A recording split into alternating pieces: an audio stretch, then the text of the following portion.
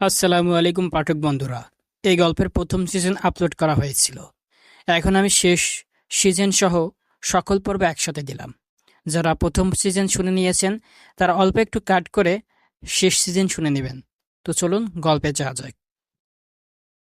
চলে যাচ্ছি নিজের গ্রাম ছেড়ে, যেখানে নিজের জনগোষ্ঠীরাই অপমান করে।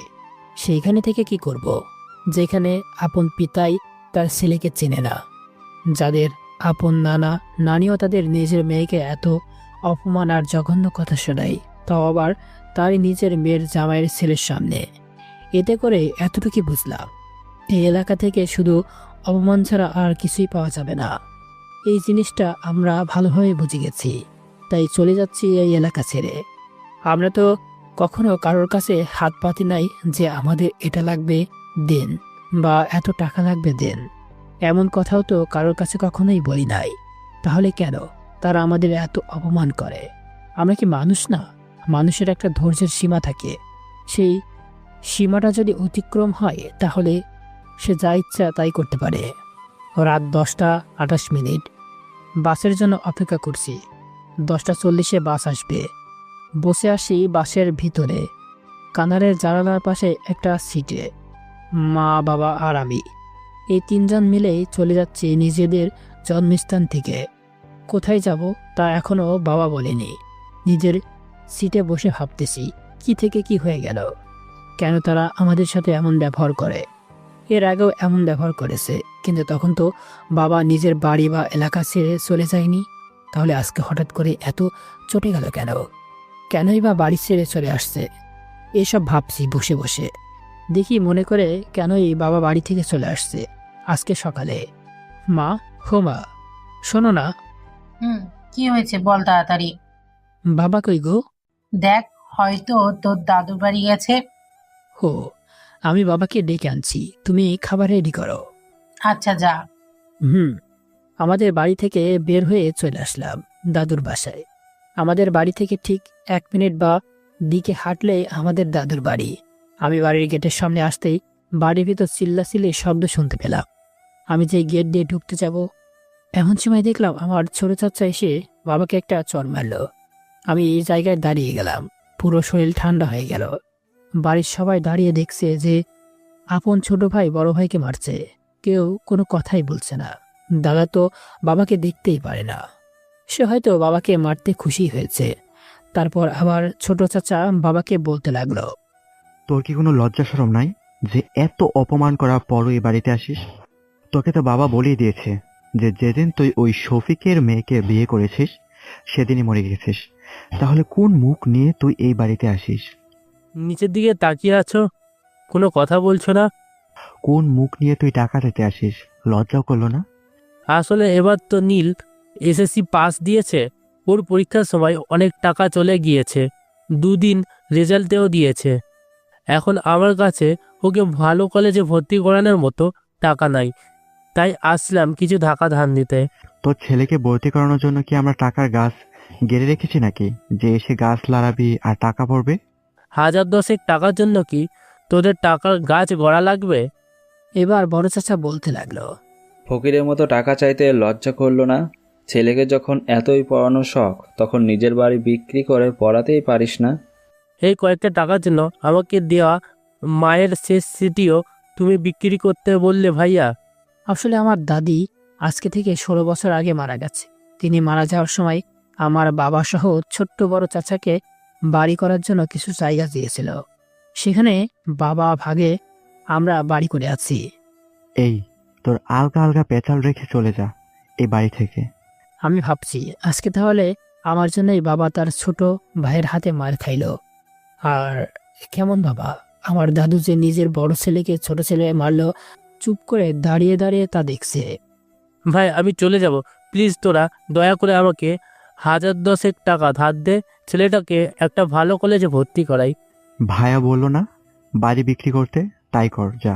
বলে ছোট চাচা এসে বাবাকে ধাক্কা দিয়ে গেটের দিকে ফেলে দিল। বাবা আমার কাছ থেকে একটু সামনে পড়ে গেল। আমি দৌড়ে এসে বাবাকে উঠালাম মাটি থেকে।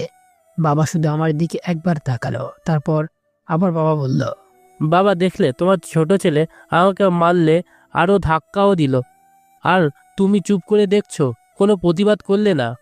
তুই যেমন কর্ম করেছিস তারই ফল পেয়েছিস। মানুষ ভুল করে, আমিও না হয় একটা ভুল করেছি, তাই বলে তুমি আমাকে এই ছোট ভাইয়ের হাতে মার খাওয়ালে। তোর শরম নাই ছোট ভাইয়ের হাতে মার খেয়েও এখানে দাঁড়িয়ে আছিস? আচ্ছা ঠিক আছে, আর আসবো না, কিন্তু একদিন ঠিকই তোমাকে আমার কাছে, আমার ছেলের কাছে আসতে হবে। কি এমন ছেলে জন্ম দিয়েছে রে যেন আমাদের তার কাছে যেতে হবে? চাচা, আপনাকে কে এই শিক্ষা দিয়েছে যে বড়দের গায়ে হাত তুলতে হয়?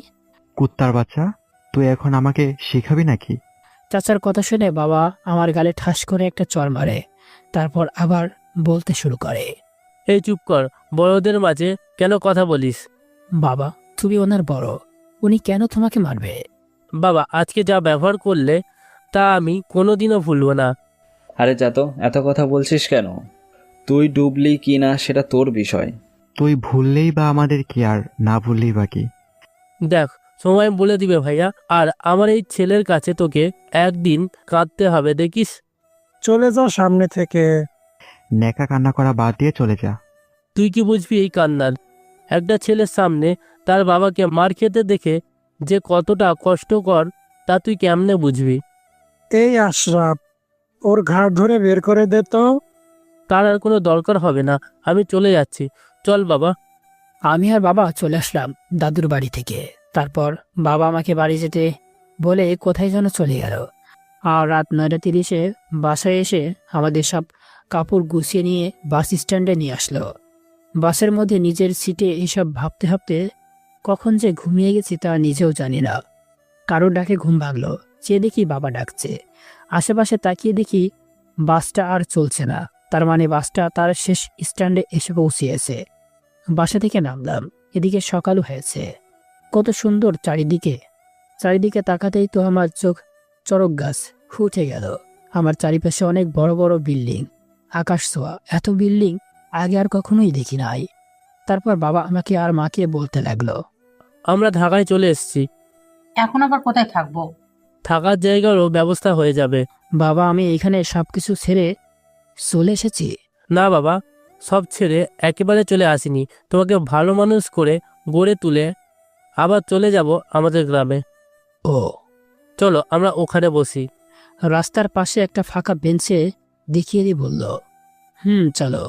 তারপর আমি, বাবা আর মা সেই বেঞ্চের দিকে এগোতে লাগলাম। এমন সময় কোথা থেকে যেন একটা রিক্সাওয়ালা চলে আসলো। তারপর, কই যাবেন স্যার? এই তো বেঞ্চে বসবো। ও, চলেন একেবারে বাসায় গিয়ে বসে দম নিয়েন, আমি পৌঁছাই দিয়ে আসি। না রে ভাই, আমার তো আজ সে ভাগ্য আমার নাই। কেন, কি হয়েছে স্যার? আমরা ঢাকায় নতুন এসেছি, কোনো চেনা জানা লোক নাই, এখন কোথায় যাব কি ভাব জানি না। আপনি কি রুম ভাড়া নেবেন নাকি? কিন্তু আমি তো কিছুই চিনি না, কোথায় বাসা পাবো তাও জানি না। কেমন রুম লাগবে? থাকার মতো হইলেই হবে। কোনো আপত্তি না থাকলে আমার সাথে চলেন, একটা বাসায় নিয়ে যাচ্ছি, রুমটা ভাড়াই দিবে। কি সত্যি? চলো তাহলে। চলেন স্যার। আরে স্যার কেন, ভাই বলবা ওকে। আচ্ছা ভাই, আহেন এখন, পরে কথা হইব, এখন বাসায় যাই। চলো। তারপর আমরা রিক্সাওয়ালাই উঠে পড়লাম। তিনি আর একটা রিক্সা ডেকে এনে আমাকে আর আমাদের ব্যাগ দুইটাকে একটাই তুলে দিল, আর তার রিক্সায় বাবা এবং মাকে দিল। তারপর রিক্সা চলতে লাগলো। লোকটাকে দেখে মনে হলো খুবই ভালো লোক, কারণ বর্তমানে এদেশে নিজের আপন ভাইও এমন উপকার করে না। তারপর তিনি 10 মিনিট পর আমাদের একটা বাড়িতে নিয়ে আসলেন। বাড়ির পাশে আরো অনেক বাড়ি রয়েছে। বাবা রিক্সা ভাড়া দিয়ে দিল, কিন্তু যিনি আমাদের এই বাসায় তিনি আনলেন তিনি ভাড়া নেননি। আমাদের তিনি বাড়িটার ভিতরে নিয়ে গেলেন। বাড়িটার মধ্যে ছোট্ট বড় 5টা রুম রয়েছে। তারপর তিনি আমাদের একটা রুমের সামনে নিয়ে গেলেন। তারপর, ভিতরে গিয়া দেখেন তো রুমটা কেমন। যেমনি হোক না, কোনো থাকার মতো হইলেই হবে। আমাদের যে আরো একটা রুম লাগবে। কেন ভাই? আমার ছেলের জন্য। ও, ওই ছোট্ট রুমটা হলে হবে কি? নিন, গিয়ে দেখ তোমার রুমটা পছন্দ হয়েছে কিনা। বাবা দেখা লাগবে না? মা কোনো কথাই বলছে না। আমি তাকে বাসায় গিয়ে সব বলছিলাম। তা ভাই আপনি থাহেন, আমি বাজার কইরা আসি, সকালে আমার বাড়িতে খাইবেন। আরে তুমি কেন এত কষ্ট করতে যাবা? কিসের কষ্ট? আমারেও আমার মতো একজন এই রকম সময় সাহায্য করেছিল। তোমার বাসা কই? ওই যে ওই রুমটাই আমার। ও, তোমার বউকে দেখছি না যে। আর তোমার কে কে আছে? আমার বউ, আমি আর একটা মেয়ে আছে। তা কই তারা? মনে হয় কোরআন পড়তেছে। ও, আচ্ছা আপনারা রুমে যান, আর হাত মুখ ধুইয়া একটু জিরান, আমি আইতাছি। বাথরুম কই? ওই যে ওইটা। আচ্ছা। তারপর রিক্সাওয়ালা চাচাটা চলে গেল। আমরা হাত মুখ ধুয়ে আসলাম। তারপর তিনজন মিলে আমার আর বাবা মায়ের রুম দ্রুত পরিষ্কার করে শুয়ে পড়লাম। একটা মেয়ের ডাকে আমার ঘুম ভাঙলো। চেয়ে দেখি একটা মেয়ে দাঁড়িয়ে আছে। মুখটা দেখা যাচ্ছে না, কারণ মুখটা হিজাব দিয়ে সুন্দর করে বাঁধা আছে, আর গায়েও বোরকা পরা। আমাকে বলল, আসসালামু আলাইকুম, আসেন, আপনাকে খেতে ডাকতেছে। ওয়ালাইকুম আসসালাম। আপনি কে? আর আমাকে কে আবার খেতে ডাকছে? জি, আমি তিথু, আর আপনার বাবা আর মা আমাদের রুমে আছে, আপনাকেও ডাকছে। ও, আপনি চান? আমি আসতেছি। আচ্ছা, তাড়াতাড়ি আসবেন। তারপর মেয়েটা মানে তিথু চলে গেল। মেয়েটার কণ্ঠটা সেই, দেখেই মনে হলো পর্দা করে থাকে সবসময়। বুঝলাম সে চাচার মেয়ে। রিক্সাওয়ালার চাচার নাম করিম। তারপর আমি ফ্রেশ হয়ে চলে আসলাম করিম চাচার রুমে। হাতে থাকা ঘড়িটা দেখলাম 9টা 23 বাজে। সেখানে গিয়ে দেখলাম মা, বাবা আর করিম চাচারা বসে আছেন আমার জন্য। আমি আসতে তিথু নামের মেয়েটা একটা প্লেট দিয়ে তা ভাত বেড়ে দিত লাগলো। আমিও চুপচাপ বসে পড়লাম খেতে। খাবার খাচ্ছি, এমন সময় করিম চাচা বলল, ভাই সাহেব, গরিব মানুষ, যা সামর্থ্য ছিল তাই রান্না করেছি, কিছু মনে না করে খেয়ে নিন। আরে তুমি এগুলো কি বলছো? আমাদের ভাগ্য ভালো যে তুমি আমাকে ডেকেছো। এটাতেই আমরা অনেক খুশি। আর আল্লাহ আমাদের লিচিকে যা রেখেছে তাই খেতে পাচ্ছি। তা আপনার নাম? বাসা বললেন না তো। আমার নাম ফরিদুজ্জামান ফরিদ, আর বাসা বগুড়াই। কি বললেন, বগুড়ায়? আরে আমার বাসাও তো বগুড়ায়। হঠাৎ করে তিথু বলে উঠল, বাবা, খাওয়ার সময় এত কথা বলতে নেই, আল্লাহ নারাজ হন, আর খাবারগুলোও নারাজ হয়। খেয়ে তারপর বসে গল্প করবেন। এখন খাবার খান তো। ঠিক বলেছ মা, আগে খাবারটা শেষ করি, পরে গল্প হবে আজকে সারাদিন। আচ্ছা। যাই বলো, খাবারটা কিন্তু সেই হয়েছে। তাই নাকি? তা কে রান্না করেছে এই মাছের ভুনাটা? জি চাচ্ছু, আমি রেঁধেছি। বাহ মা, তুমি তো সেই রান্না জানো। আগে খাওয়া শেষ করে গল্প হবে বললাম না, খান আগে। হুম। তারপর সবাই মিলে খাওয়া শেষ করলাম। তিথু মেয়েটার মুখটা খাবারের সময় দেখলাম। আমি তো তখনই জ্ঞান হারিয়ে ফেলতে ধরছিলাম, কারণ এত সুন্দর চেহারা কারোর হয় আমার জানা ছিল না। তার চোখ দুটো দেখে মনে হলো কোনো সোনালি হরিণের চোখ চুরি করে লাগিয়ে নিয়েছে। ঠোঁটগুলো যে ঝরে পড়া কোনো গোলাপের পাপড়ি। গায়ের রংটা ফর্সা। আহ, এ তো মেয়ে নয়, যেন কোনো পরী। তারপর আমি নিজের রুমে চলে আসলাম। আমার ফোনটা নিতেই বাটনওয়ালা ফোন। বাবা সেই ক্লাস 8-এ পরীক্ষার পরে ভালো রেজাল্ট করায় কিনে দিয়েছিল। ফোনটা নিয়ে আবার করিম চাচার রুমে গেলাম। বাবা মা গল্প শুরু করে দিয়েছে। আমি সেখানে গিয়ে চুপচাপ বসে পড়লাম। চুপ করে বসে আছি, এমন সময় করিম চাচা বলল, তা ভাই, ঢাকাতে কেন আসলেন বলেন না তো। সেই অনেক কাহিনী ভাই। ও, এই বাসার মালিক কে ভাই সাহেব? এটা আমাদের নিচের বাসা। চাচার কথা শুনে অবাক হয়ে গেলাম। বলে কি, নিজের বাসায় থাকতেও সে রিক্সা চালায়? কিছুই বুঝতেছি না। এটা আমাদেরই বাসা। তা তুমি রিক্সা চালাও কেন? আমি অন্যের কাজ করতে চাই না, আর এই রিক্সা চালানোর পিছনেও কারণ আছে। তা হলো, আমাদের মহানবী বলেছেন, শ্রমিকের গায়ের ঘাম শুকানোর আগেই তার পারিশ্রমিক দিয়ে দাও। তাই আমি এই কাজটিকেই পেশা হিসাবে নিয়েছি। এটাতে সব সময় সততার সাথে এবং ঘাম শুকানোর আগেই পারিশ্রমিক পাওয়া যায়। আর এতে করে কোনো প্যাসেঞ্জারের পাপ হয় না, বরং সওয়াব পায়। বা ভাই, তোমার কথা শুনে অনেক ভালো লাগলো। বাংলাদেশে বর্তমান রিক্সা চালকদের কোনো মূল্যায়নই নাই। অথচ তারা সবসময় হালালভাবে রুজি করে। তারা রিক্সা চালকের শরীরে ঘাম শুকানোর আগে ভাড়া দিয়ে দেয়, এতে করে সেও সওয়াব পায়। কারণ সে জাকি করে নিয়ে যথাসময়ে পারিশ্রমিক দিয়েছেন, তাই সেও সওয়াব পায়। কি ব্যাপার, তুমি চুপ কেন? না, এমনি। মা তিথু, ওকে বাইরে থেকে ঘুরিয়ে নিয়ে আসতো। বাবা তুমি তো জানো আমি বাইরে বের হই না। না চাচা, যাব না, এখন বাইরে। আসলে মেয়ে মাদ্রাসায় পড়ে তো, তাই বাইরে বেশি বের হয় না। তা তো আমি আগেই বুঝে গেছি ভাই। তাইলে বাবা, তুমি নিথুর রুমে গিয়ে ওর সাথে গল্প করো, কেমন? সেটাই ভালো হবে, তোমাদের গল্প শোনাচ্ছে আমরা নিজেরাই গল্প করি। বাবা, ওর সাথে ওর রুমে যাও, কেমন? শুধু মাথা নাড়ালাম। তারপর চলে আসলাম তিথুর রুমে। সে আমাকে একটা চেয়ারে বসতে দিয়ে সে তার রুমে থাকা খাটের উপর বসে পড়ল। তারপর বলতে শুরু করলো। তা আপনার নামটাই তো জানা হলো না। জি, মোহাম্মদ নীল মেহরাজ। আপনার পুরো নাম কি? তাই বা জামান তিথু। কোন ক্লাসে পড়েন? খুব সুন্দর নামটা। আমি এবার এইচএসসি পরীক্ষা দিলাম। আর আপনি? আমি এইবার ক্লাস 9-এ উঠলাম। আর আমি আপনার ছোট হব, তাই তুমি করেই বলবেন, ওকে? আচ্ছা ঠিক আছে। নামাজ পড়েন? কিন্তু মাঝে মাঝে বাদ পড়ে যায়। কেন বাদ পড়ে কেন? ওই যে আলসেমি লাগে। শুনুন, আপনি যে কথাটি বললেন সেটি আলসেমি।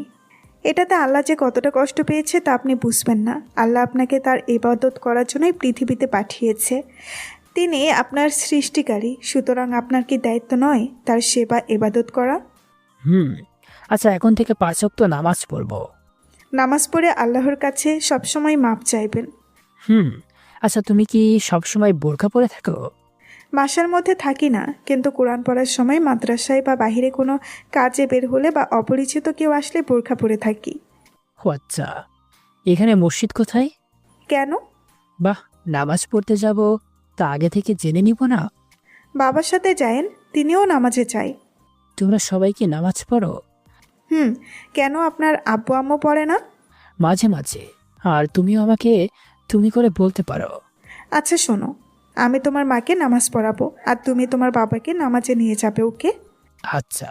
এদিকে হঠাৎ করে আমার ফোনে একটা মেসেজ আসলো। তা ওপেন করে আমি তো খুশিতে লাফাতে লাগলাম। তাড়াতাড়ি করে আব্বু আম্মুর কাছে আসতে লাগলাম। আমার পিছু পিছু তিথু আসতে লাগলো। সে হয়তো কিছু বুঝতেছে না। এদিকে তার ছেলেকে কোথায় ভর্তি কইরাবেন? ভাবছি পলিটেকনিকে ভর্তি করাবো। বাহ, ভালো হইব তো। এই যে বাজারে যে হাড়ি পাতিল ও খরচ করে নিয়ে আসবে না। আরে এত তারা কিসের, পরে না হয় যাবে। না না ভাবি, আপনাদের এমনিতেই অনেক কষ্ট দিয়ে ফেলেছি। আরে ভাই, এসব নিয়ে পরে ভাবা যাবে। আব্বু, আমি ঢাকা পলিটেকনিকে চান্স পাইছি। কি বলছো বাবা, সত্যি? আব্বু। কবে ভর্তি হবে? না, ওইখানে টাকা বেশি লাগবে, অন্যটাই ভর্তি হব। মনটা খারাপ হয়ে গেল। আমার স্বপ্ন ছিল যে ইঞ্জিনিয়ার হব, কিন্তু টাকার অভাবে হয়তো হতে পারবো না। আরে টাকা চিন্তা করো না, এমনিতেই সব ঠিক হয়ে যাবে। তারপরও তোমার কাছে তো এখন এতগুলো টাকা নাই। আমার কাছে টাকা আছে, কালকে ভর্তি হতে যাব কলেজে, ওকে? আচ্ছা ঠিক আছে। এতক্ষণে সবাই বুঝে গেছে আমার খুশির কারণটা কি। আচ্ছা, আমি গোসল করে আসি, নামাজে যাব। আর বাবা, চাচা, নামাজ পড়তে যাব, রেডি হও। মা আর আন্টি, আমরাও বাসায় নামাজ পড়বো, ওকে? আচ্ছা মা, ঠিক আছে। তারপর আমি গোসল করতে চলে গেলাম। ভাবতে লাগলাম, করিম চাচা আমাদেরকে কতই সহজেই কত আপন করে নিয়েছে, আর আমাদের আপনজনরাই নেয়নি আমাদের আপন করে। নামাজ পড়ে বাসায় চলে আসলাম আমি। চাচার আব্বু মনটা এখন একটু শান্তি পাচ্ছে। আসলেই তো আল্লাহ তো আমাদেরকে তার ইবাদত করার জন্য পাঠিয়েছে, আর আমরা তার ইবাদত না করে অলসের মতো শুয়ে থাকি বা কাজ করি, আড্ডা দিই বা নাটক দেখি। আমাদের এমন কর্মে আল্লাহ তাআলা আমাদের উপর নারাজ, অসন্তুষ্ট হন। আর আল্লাহ নারাজ, অসন্তুষ্ট হলে আমাদের গুনাহ হয়। তাই এই সকল গুনাহ থেকে বিরত থাকতে সবাইকে নামাজ পড়তে হবে। দুপুরের সময়ও আমরা তাদের সাথে খেতে বসলাম। সবাই বসে খাচ্ছি, এমন সময় বাবা বললেন, করিম, একটা কথা বলতাম। বলেন ভাই সাহেব। আমার একটা কাজ জোগাড় করে দিতে পারবা? পারবো না কেন? ভালো তো। বাবা, আমার একটা মেকানিক্যালে চান্স এসেছে, আমি বলছিলাম কি, আমরা যদি একটা গ্যারেজ খুলি কেমন হবে? ভালো কথা বলতেছো তো তুমি। গ্যারেজ খুলে কি হবে? আরে গ্যারেজের কাজ এইখানে ভালো চলবে। গ্যারেজ খুলতে অনেক টাকা লাগে যে। আরে প্রথমে আমরা ছোট্ট করে খুলবো। চাচা, আপনিও কি আমাদের সাথে থাকবেন? যদি তোমরা নাও তাহলে থাকতে পারি। তাহলে তো ভালোই হবে। ওকে, তাহলে কালকে নীলকে কলেজে ভর্তি করে কাজ শুরু করে দিব। আচ্ছা। আর একটা কথা বলার ছিল আমার। বলেন ভাবি। বলছিলাম কি, আমরা সবাই যদি একসাথে মিলেমিশে থাকি তাহলে কেমন হবে? বুঝলাম না ভাবি। আরে ভাই, আমরা একসাথে মানে পরিবারের মতো একসাথে রান্না খাওয়া দাওয়া করব। ওকে, তাহলে তো ভালোই হবে। বাবা, আমি তাহলে আমার রুমে গেলাম। আচ্ছা যাও। তারপর আমি আমার রুমে চলে আসলাম আর ভাবতে লাগলাম, হেনারা, করিম চাচারা আমাদের চিনেই না, আর তারা মাত্রই কিছু সময়ে আমাদেরকে কতটা আপন করে দিয়েছে, আর আমাদের আপনজনরা আমাদের কতই না অপমান করেছে। আচ্ছা আপনারাই বলেন, আমার বাবা মা না হয় প্রেম করে বিয়ে করেছে, এতে দোষ কি? আরও কতজনে যে প্রেম করে বিয়ে করেছে, তাদের সাথে তো কেউ এমন করে না। আমার বাবা তাও তার বাবার বাড়ির পাশে ছিল, কারণ বাবা ভেবেছিলেন হয়তো কোনোদিন দাদু মেনে নিবে, কিন্তু না, 20 বছরে তিনি মেনে নেননি। এই 20 বছরে যে কত অপমান করেছে তা আমি আমার 18 বছর বয়সেই বুঝে গেছি। শুধু আমার দাদুই না, আমাদের নানুও আমাদের অনেক অপমান করেছে। আমি জন্মের পর নানু বাড়ি গেছি কিনা তা আমি জানি না, কিন্তু তারা যে আমাদেরকে অপমান করেছে, বাবা মা আমাকে সব বলেছে। তাদের কিছুই করার নেই, তারা শুধু আমাকে কথাগুলো বলতেন আর কাঁদতেন। আমার বয়স যখন 11 বছর হলো, তখন মা একদিন বলছিল, বাবা তুমি বাসায় থাকো, আমি তোমার নানু বাড়ি থেকে একটু ঘুরে আসি। আমার নানু বাড়ি আমাদের পাশের গ্রামেই ছিল। মা, তুমি তো জানো নানুরা তোমাকে অপমানিত করে, তারপরও কেন তুমি তাদের বাসায় যাও? তখন মা আমাকে একটি কথাই বলছিল, বাবা শোন, তারা আমাদের বিয়েটা মেনে নেয়নি। তারা হয়তো আমার কাছে এমন কোনো কিছু আশা করেনি। অপমান করুক, তাতেও আমার শান্তি লাগে, কারণ অপমানিত হয়েও তো বাবা মায়ের মুখটা দেখতে পারি। আচ্ছা মা, তুমি যাও। তোমার আব্বুকে যেন বলো না আমি সেখানে গিয়েছি। আচ্ছা। সেদিনই বুঝছিলাম বাবা মা কি। আমার বাবা মাকে এত অপমান করেছে আমার নানু আর দাদুরা, তারপরও তারা একটু ভালোবাসা পাওয়ার জন্য কতটা অপমান সহ্য করেছে তা আমি একটু হলেও বুঝেছি। কিন্তু একটা মানুষের কতটা ধৈর্যের সীমা থাকে বলেন? আমার দাদুরা বাবার ধৈর্যের সীমা অতিক্রম করে ফেলেছে, তাই আজকে আমরা এখানে বসে বসে এসব ভাবছি। এমন সময় আমার ফুপ্পুর ফোন আসে। হ্যালো ফুপ্পু, কেমন আছেন? ভালো। কোথায় আছিস তোরা? আমরা ঢাকায় চলে এসেছি। বাহ, ভালো করেছিস। ছোট ভাই বললো তোর নাকি মুখে বুলি ফুটেছে, তুই নাকি ভাইকে অনেক কথা শোনাইছিস। যা সত্য তাই বলেছি। তোর বাচ্চা, তোরে পাইলে যে কি করতাম আল্লাহই জানে। মুখ সামনে কথা বলে। চুপ ফকিন্নির বাচ্চা, জীবনে আমার সামনে পড়বি না, পড়লে তোর মুখটা ছিঁড়ে ফেলবো কুত্তর বাচ্চা, ফকিন্নির বাচ্চা। আপনি তো এত ভালো মানুষ, বাচ্চা কাচ্চার সাথে কেমন ব্যবহার করা লাগে তা জানেন না কেন? এই ফোন রাখ, তোর কি যোগ্যতা আছে আমার সাথে কথা বলার? ও বুঝছি, তোর মা যেমন তুইও তার মতো হয়েছিস, তাই না? একদিন আমারও যোগ্যতা হবে ফুপু, কিন্তু দেখে নিয়েন, সেদিন আমার সাথে কথা বলার কোনো যোগ্যতা থাকবে না আপনার। আর আপনিও তাহলে আপনার বাবার মতো হয়েছেন, তাই না? সেই দিন কোনোদিনও আসবে না তোরের বাচ্চা, সামনে পেলে তোকে আমি কোরবানি দেবো, শয়তানির বাচ্চা। আমার বাবা মাকে কিছুই বলবেন না, বুঝলেন? নইলে ভুলে যাব আপনি আমার বাবার বোন। বলেই সে ফোনটা কেটে দিলাম। ফোন রেখে দিয়ে দরজার দিকে তাকাতেই দেখলাম মা দাঁড়িয়ে আছে। মা হয়তো আমার আর ফুপুর সব কথা শুনে ফেলেছে। তারপর মা আমার কাছে এসে বলতে লাগলো, আমার জন্যই তোমাকে এত জঘন্য কথাগুলো শুনতে হয়ে, তাই না বাবা? আরে না, ফুপু তো এমনি মজা করে বলছে কথাগুলো। বাবা আমি সবই শুনেছি। কান্না করতে করতে মা কথাগুলো বলছে। মা, বাদ দাও তো এইসব কথা। বাবা তোমাকে তাদের যোগ্য হতে হবে, বুঝলে? মা, আমি তো একদিন তাদের যোগ্য হয়ে আমাদের করা অপমানগুলো ফেরত দিব। চল খেতে চল, অনেক রাত হয়েছে। কি? কখন রাত হলো? এখন রাত 8:57 বাজে। ও, তুমি যাও, আমি আসছি। তার মানে অতীতের কথাগুলো ভাবতে ভাবতে রাত হয়ে গেছে। আজকে আমাকে আমার ফুপ্পু যেমন করে এই কথাগুলো বলল, ঠিক তেমন করেই আমার খালাও মামারা বলে। দুই পরিবারের থেকেই আমাকে বেশি গালাগালি করে, নানা ধরেন অকাত্য ভাষায় বকাবকি করে। আমি শুধু শুনি, আর যখন সহ্য না করতে পারি তখন আমিও বলি। তারপর আমি খাবার খাইতে চলে গেলাম। রাতে খাবার খেয়ে রুমে এসে শুয়ে পড়লাম। আবার মামা ফোন দিয়ে অনেক কথা শোনালেন, তাই রাগ করে সিমটাই ভেঙে ফেললাম। আসলে আমার দাদু আর নানুর মধ্যে আগে থেকে ঝগড়াঝাটি আছে, তাই বাবা মা কেউ তারাও মেনে নিতে পারছে না। মা, বাংলাদেশে এমন অনেক পরিবার আছে যারা ভালোবেসে বিয়ে করেছে, তাদের মেনে নেননি। এর পিছনের কারণটা হলো শত্রুতা, নয় ধনী গরিবের তফাৎ।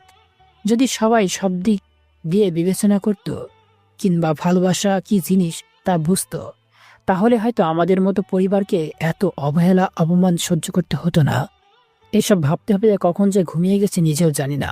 সকালে তিথু ডাকে ঘুম ভাঙল। এই যে তাড়াতাড়ি ওঠেন।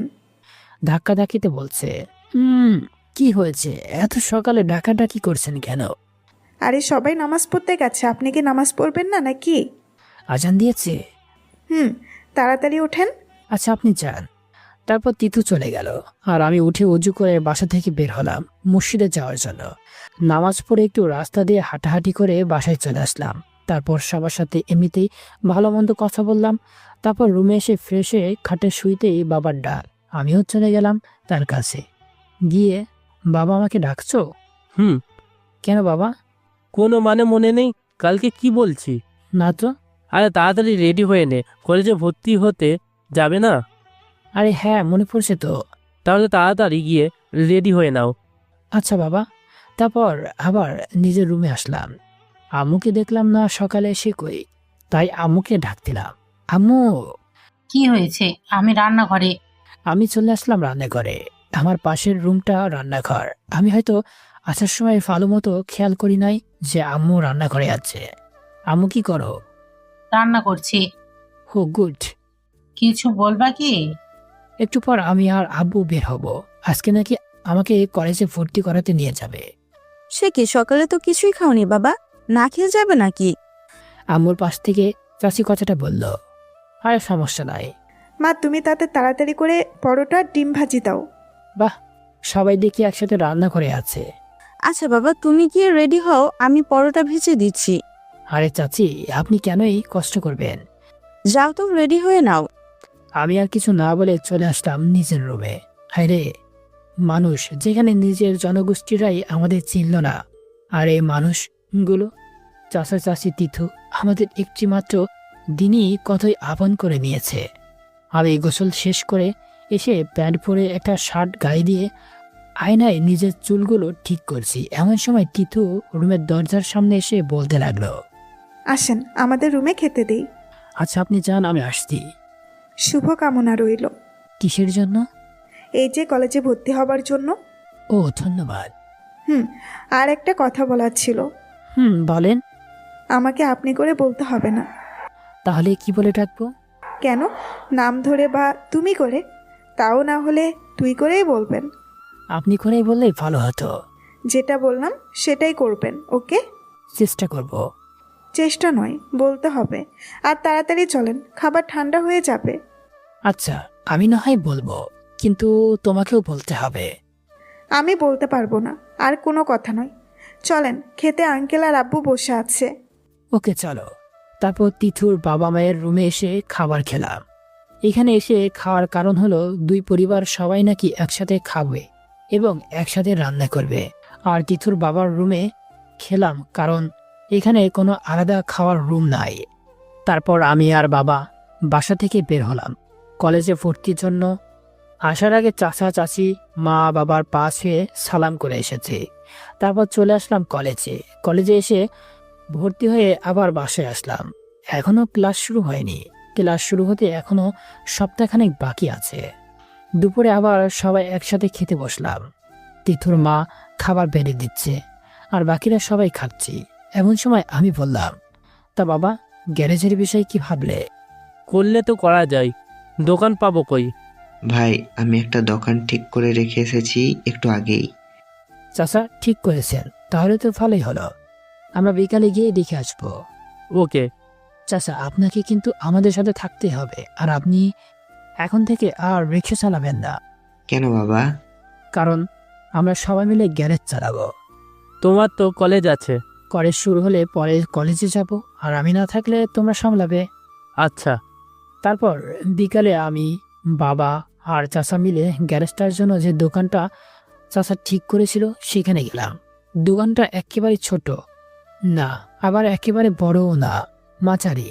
দোকানটা আশেপাশে আর কোনো গ্যারেজও নাই। তারপর সব ঠিক করে বাসায় আসলাম 3 জন মিলে। আপনারা হয়তো ভাবছেন যে আমি কেন এই গ্যারেজ দেওয়ার কথা বললাম।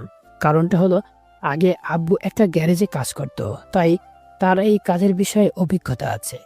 বাসায় এসে আমি চলে আসলাম আমার রুমে এসে খাটে শুয়ে শুয়ে সাপ খেলতেছি মোবাইলে। নোকিয়া ফোন হওয়াতে সাপ খেলাটা ভাগ্যই ছিল। গেম খেলতেছি, এমন সময় মনে হলো দেখি বাবার কাছে আর কত টাকা আছে। চলে আসলাম বাবার রুমে। আব্বু, তোমার কাছে আর কত টাকা আছে? কেন হঠাৎ করে এই প্রশ্ন? আরে বলো তো আগে। হবে 60 থেকে 70,000। কি, এত টাকা কই পেলে? আমি তোমাদের না জানিয়ে একটা কাজ করেছি। কি করেছে বলো? আমি আমাদের বাড়িটা বন্ধক রেখে এসেছি। এটা কেন করলে তুমি? আরে এতে সমস্যা নাই, পরে যখন তুমি পড়াশোনা করে চাকরি করবা তখন না হয় টাকা ফেরত দিয়ে বাড়িটা নিয়ে নিবে। আচ্ছা বলে আবার নিজের রুমে চলে আসলাম। রুমে এসে আমি তো অবাক, কারণ আমার রুমে গিয়ে দেখি তিতু আমার রুমে এসে বসে আছে। আমাকে আসা দেখে তিতু বসা থেকে উঠে বলতে লাগলো, কই গেছিলেন? রুমে এসে দেখলাম আপনি নাই। এই তো একটু আব্বুর রুমে গেছিলাম। ও কিছু বললেন কি? না, এমনি আসলাম গল্প করতে। তো দাঁড়ালেন কেন, বসেন।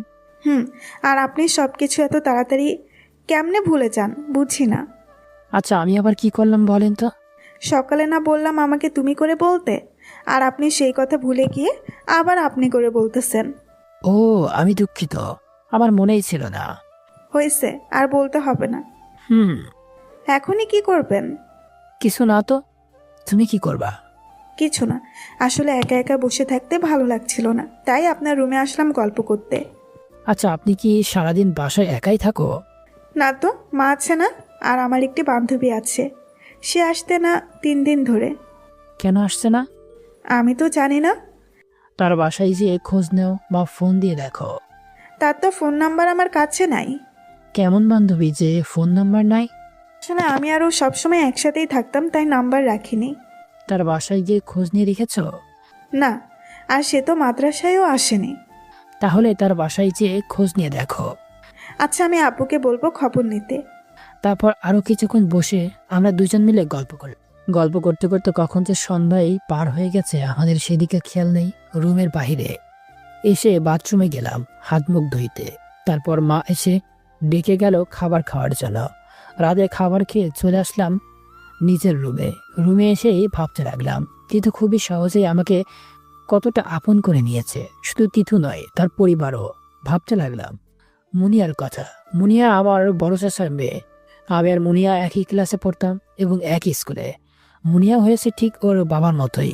সেও আমাকে আরও আমার পরিবারকে দেখলে তার বাবার থেকে বেশি অপমান করত। মনে পড়ে গেল এইচএসসি পরীক্ষার কয়েকদিন আগের ঘটনা। সেদিন মুনিয়া আমাকে সবার সামনে অপমান করেছে। সেদিন আমি আর রাকিব, আমার বন্ধু, স্কুলে এসে বারান্দায় দাঁড়িয়ে আছি। এমন সময় মুনিয়াকে বড় চাচা মানে ওর বাবা মোটরসাইকেলে করে স্কুলে নামিয়ে গেল। সে নেমে সোজা ক্লাসে চলে গেল। খেয়াল করে দেখলাম তার হাতে একটি ব্যাগ, মনে হয় কোনো কিছু আছে এতে। সে ক্লাসে গিয়ে সবার সামনে কথা বলতে লাগলো। আমি আর রাকিব বারান্দায় দাঁড়িয়ে আছি, দাঁড়িয়ে গল্প করছি।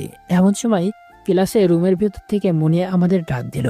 তারপর সে সবার সামনে বলতে লাগলো, এই তোরা সবাই দেখছিস, সামনে ফাইনাল পরীক্ষার জন্য বাবা আমাকে কি কিনে দিয়েছে। ওয়াও, কি সুন্দর দেখতে রে মুনিয়া। তা তো হবেই। দোস্ত, আমাদের ছবি উঠাবি না? তুলবো তো। তাহলে তোলা শুরু কর, পরে কথা বলবো। আচ্ছা, তোদের সবার পিক তুলতেছি, সবাই একসাথে দাঁড়া। তারপর সবাই দাঁড়ালো, শুধু আমি বাদে। আসলে আমার ছবি ওঠাতে একদম অসহ্য লাগে, তাই আমি দাঁড়ালাম না। আমি না দাঁড়িয়ে খাম্বার মতো দাঁড়ায় আছি এটা দেখে মুনিয়া বলতে লাগলো, কি তোরে কি আবার আলাদা করে দাঁড়াইতে বলা লাগবে? আমার ছবি ওঠাতে ভালো লাগে না। কেন ভালো লাগে না? আর লাগবেই বা কেমনি? ফোকের নিগো ডিএসএলআর দিয়ে ছবি উঠতে পারবে নাকি? মুনিয়া, এগুলো কি বলছিস? নীল তো তোর চাচাতো ভাই হয়। আরে এই ফকিরনিকে আমি আমার চাচাতো ভাই মানি না। চুপ করে আছি। আর না দাঁড়িয়ে ভালো করেছিস। ওইদিকে প্রশ্নবোধক দৃষ্টিতে তাকালাম। তুই যদি পিক তুলতে দাঁড়াতি তাহলে আজকে তোকে আরো বেশি অপমান করতাম, বুঝলি? ও, তোর ভাগ্য বলো যে দাঁড়াসনি। কোনো কথা না বলে চলে আসলাম ক্লাস থেকে বাইরে। তারপর পিক তুলছে আর আমি বারান্দায় দাঁড়িয়ে দাঁড়িয়ে তা দেখছি। আসলে তখন মিথ্যা বললাম। আপনারাই বলুন, ডিএসএলআর দিয়ে কারোর পিক তুলতে ভালো লাগে? আমার তো লাগে। আমি মুনিয়াকে মিথ্যা বললাম, কারণ আমি জানতাম যে মুনিয়া আমাকে এমনি এমনি ডাকেনি। সে আগে থেকে আমাকে অপমান করত, আর আজকে নিজেই ডাক দিয়েছে। তাই আন্দাজ করতে পারছি যে সে আমাকে অপমান করবে, তাই মিথ্যা বললাম। আমি তার চাচাতো ভাই, এটা সবাই জানে, কিন্তু সে তা মানে না। এসব ভাবতে ভাবতে কখন যে ঘুমিয়ে পড়েছি তা নিজের মনে নাই। সকালে উঠে নামাজ পড়ে হাঁটাহাঁটি করে বাসায় চলে আসলাম। বাসায় আসতেই বাবার ডাক। দেখলাম বাবা আর করিম চাচা বসে আছে। নীল, এদিকে আসো তো। আব্বু বলেন। আজ আমি আর করিম মিলে গ্যারেজের জন্য প্রয়োজনীয় সব জিনিসপত্র কিনতে যাব। ও, এ তো ভালো কথা। যা টাকা আছে তা দিয়ে যা হয় তাই কিনে আনবো। ওকে। তারপর আমি রুমে চলে আসলাম। একটু পর তিথু আসলো, এসে বলতে লাগলো, কি করেন? এই তো বসে আছি। এতক্ষণ কই ছিলেন? এই তো নামাজ পড়ে একটু ঘুরে বাসায় আসলাম। কেন, কিছু বলবে নাকি? একটা কথা ছিল। ওকে বলো, কি বলবা শুনি। আসলে আজকে না আমাকে মাদ্রাসায় যেতে হবে, একটু কাজ আছে। ও যাও তো, আমাকে বলছো কেন? আম্মু নাকি যেতে পারবে না, কি যেন কাজ করছে। তো আমার সাথে যদি একটু আমাদের মাদ্রাসায় যেতেন। চাচা কই? আব্বু তো আঙ্কেলের সাথে কই জানি যাবে। ও, কখন যাবা? খেয়ে যাব। আচ্ছা, যাবনি। ওকে চলেন, খাইতে যাব। ওকে চলো। তারপর দুজনে খেয়ে মাদ্রাসায় যাওয়ার জন্য বের হলাম। বাসা থেকে মিনিট 5 মতো লাগে তিতুর মাদ্রাসায় আসতে।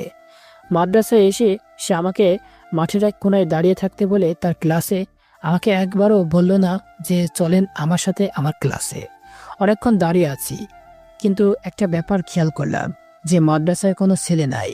তার মানে এটা মহিলা মাদ্রাসা। একটু পর তিথু আর একটা মেয়ে আমার সামনে আসলো। মেয়েটার মুখটাও তিথুর মুখের মতো হিজাব দিয়ে সুন্দর করে বাঁধা। তিথু আমার সামনে এসে বলতে লাগলো, এই হলো আমার সেই বান্ধবী। কোন বান্ধবী? কালকে যার কথা বললাম। ও, আসসালামু আলাইকুম। ওয়ালাইকুম আসসালাম। কেমন আছেন? জি ভালো, আপনি? এর নাম হলো তিশা। খুব সুন্দর নাম তো। আপনার নাম কি? জি, নীল মেহরাজ।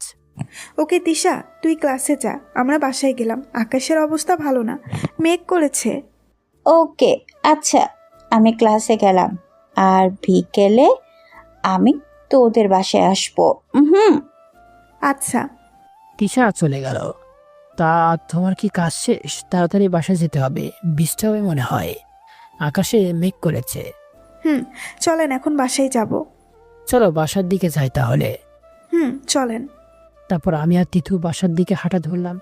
তিথু সবসময় কেমন জানি মাথা নিচু করে হাঁটে, আর রাস্তায় কারোর সাথে কথা বলে না। এটা আমি স্পষ্ট বুঝতে পারলাম। বাসায় এসে হাত মুখ ধুয়ে নিজের রুমে আসলাম। এসে বসে আছি, এমন সময় বৃষ্টি চলে আসতো। আমি রুমে বসে জানালার দিকে বৃষ্টি দেখতে লাগলাম। আহ, কি সুন্দর বৃষ্টি পড়ছে। বৃষ্টি দেখছি, এমন সময় তিথু রুমে আসলো। এসে বলতে শুরু করলো, কি করেন? এই তো বৃষ্টি দেখছি। ভালোই বৃষ্টি হচ্ছে তো। হাব্বু আর চাচা বাসায় এসেছে? না তো, এখনো তারা বাসায় আসেনি। ও, তাদের কাছে ফোন করেছিলে? কোথায় আছে তারা? তারা গ্যারেজে সবকিছু ঠিক করছে। ও, মুড়ি খাবেন? যদি থাকে তাহলে নিয়ে এসো। আপনি বসেন, আমি গিয়ে মেখে নিয়ে আসছি। আচ্ছা ঠিক আছে। এভাবেই কাটছে দিনগুলো। বাবার কাছে যে টাকাগুলো ছিল তা দিয়ে তিনি গ্যারেজ দিয়েছে। আমরা আর তিথুরা একই বাসায় থাকি।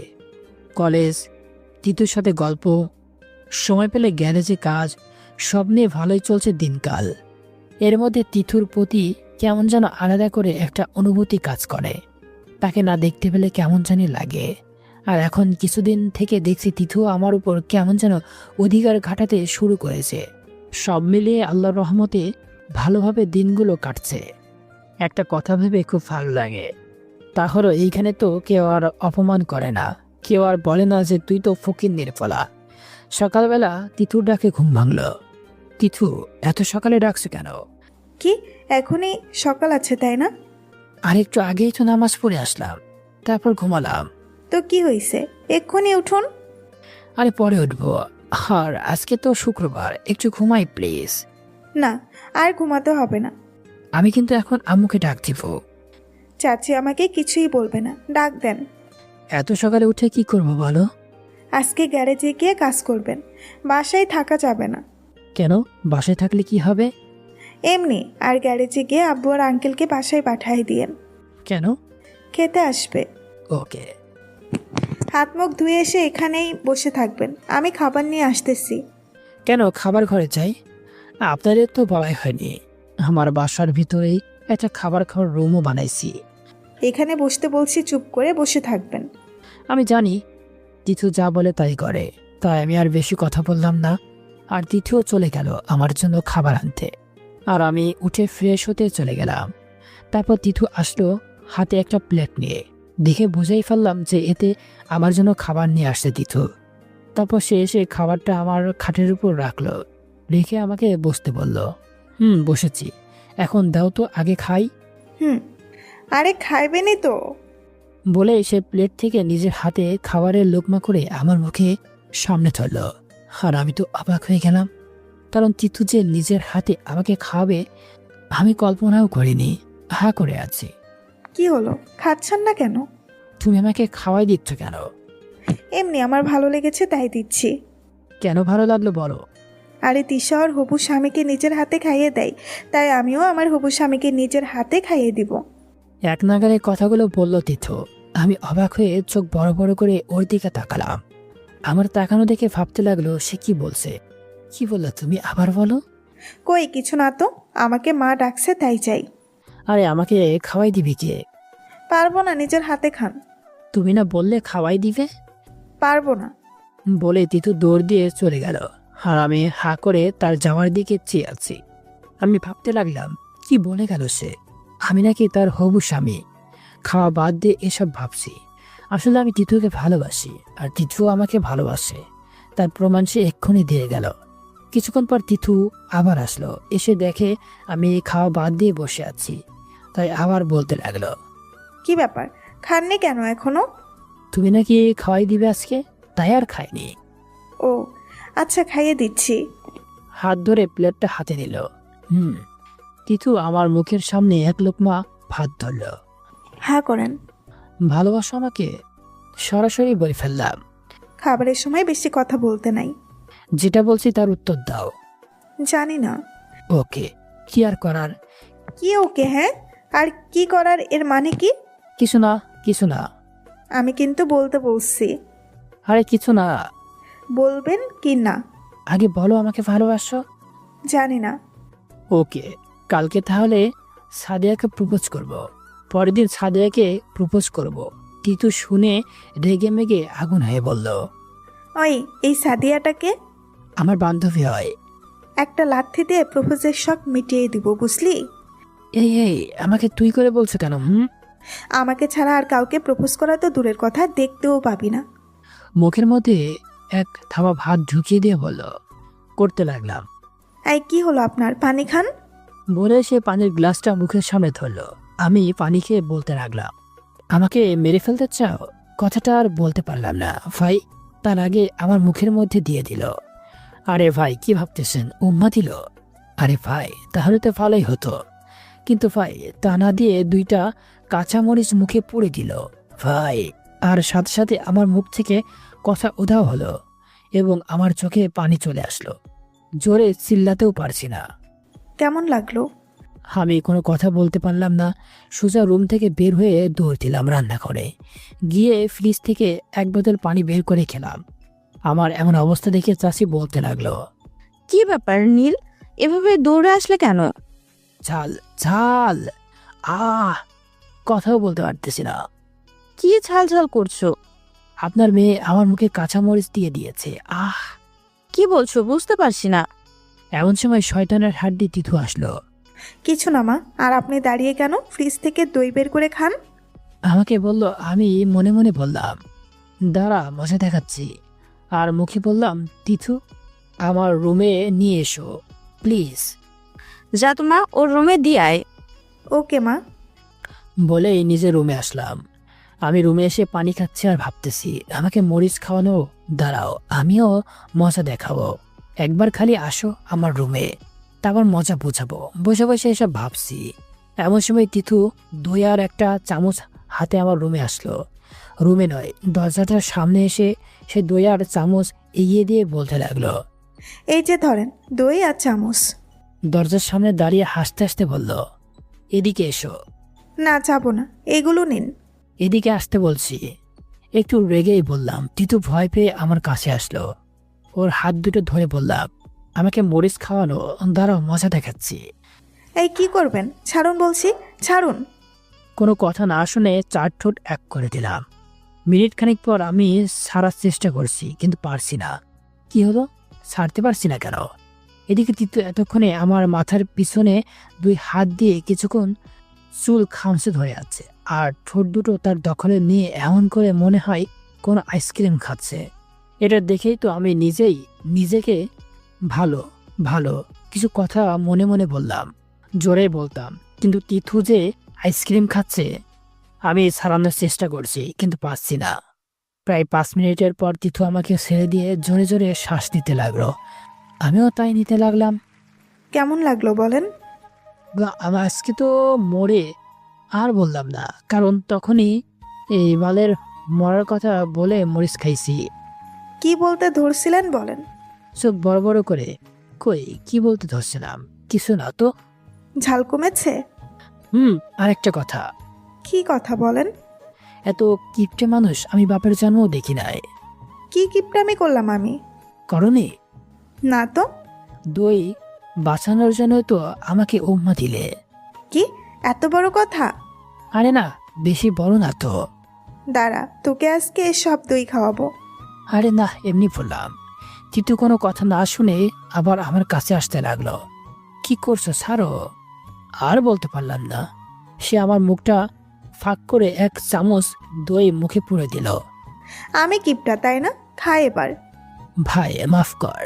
মুখ থাইকা 2 টুক খেয়ে বললাম, হা কর বলছি, হা কর। না করুম না। দাঁড়া। বলে আমাকে খাটের উপর ধাক্কা দিয়ে ফেলে দিল।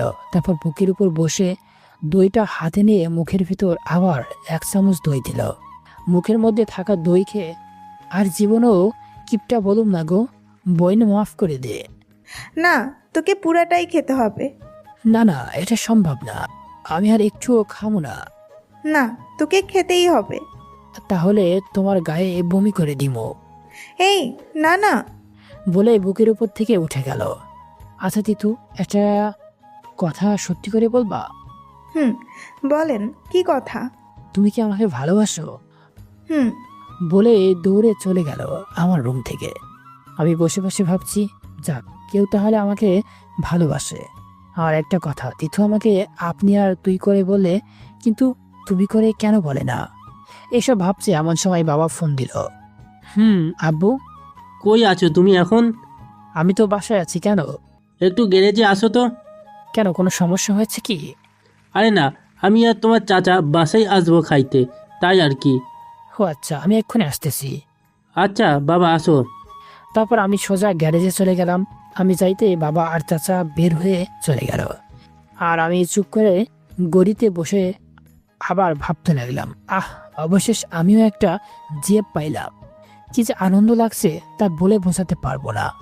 এইভাবে চলে গেল প্রায় 3 বছর। এই 3 বছরে আমার প্রায় কয়েকটা নতুন বন্ধু হয়েছে, কিন্তু একটাও মেয়ে বন্ধু হয়নি। এই 3 বছরে আমরা কখনো আমাদের গ্রামের বাসায় যাইনি, কে আমাদেরকে কোনো অপমান করেনি। এখন আমি ডিপ্লোমায় প্রায় শেষের সেমিস্টারে উঠছি। আর একটা মজার বিষয়ও আছে, আর সেটা হলো এখন আমি আর তিথু একে অপরকে প্রপোজ করিনি।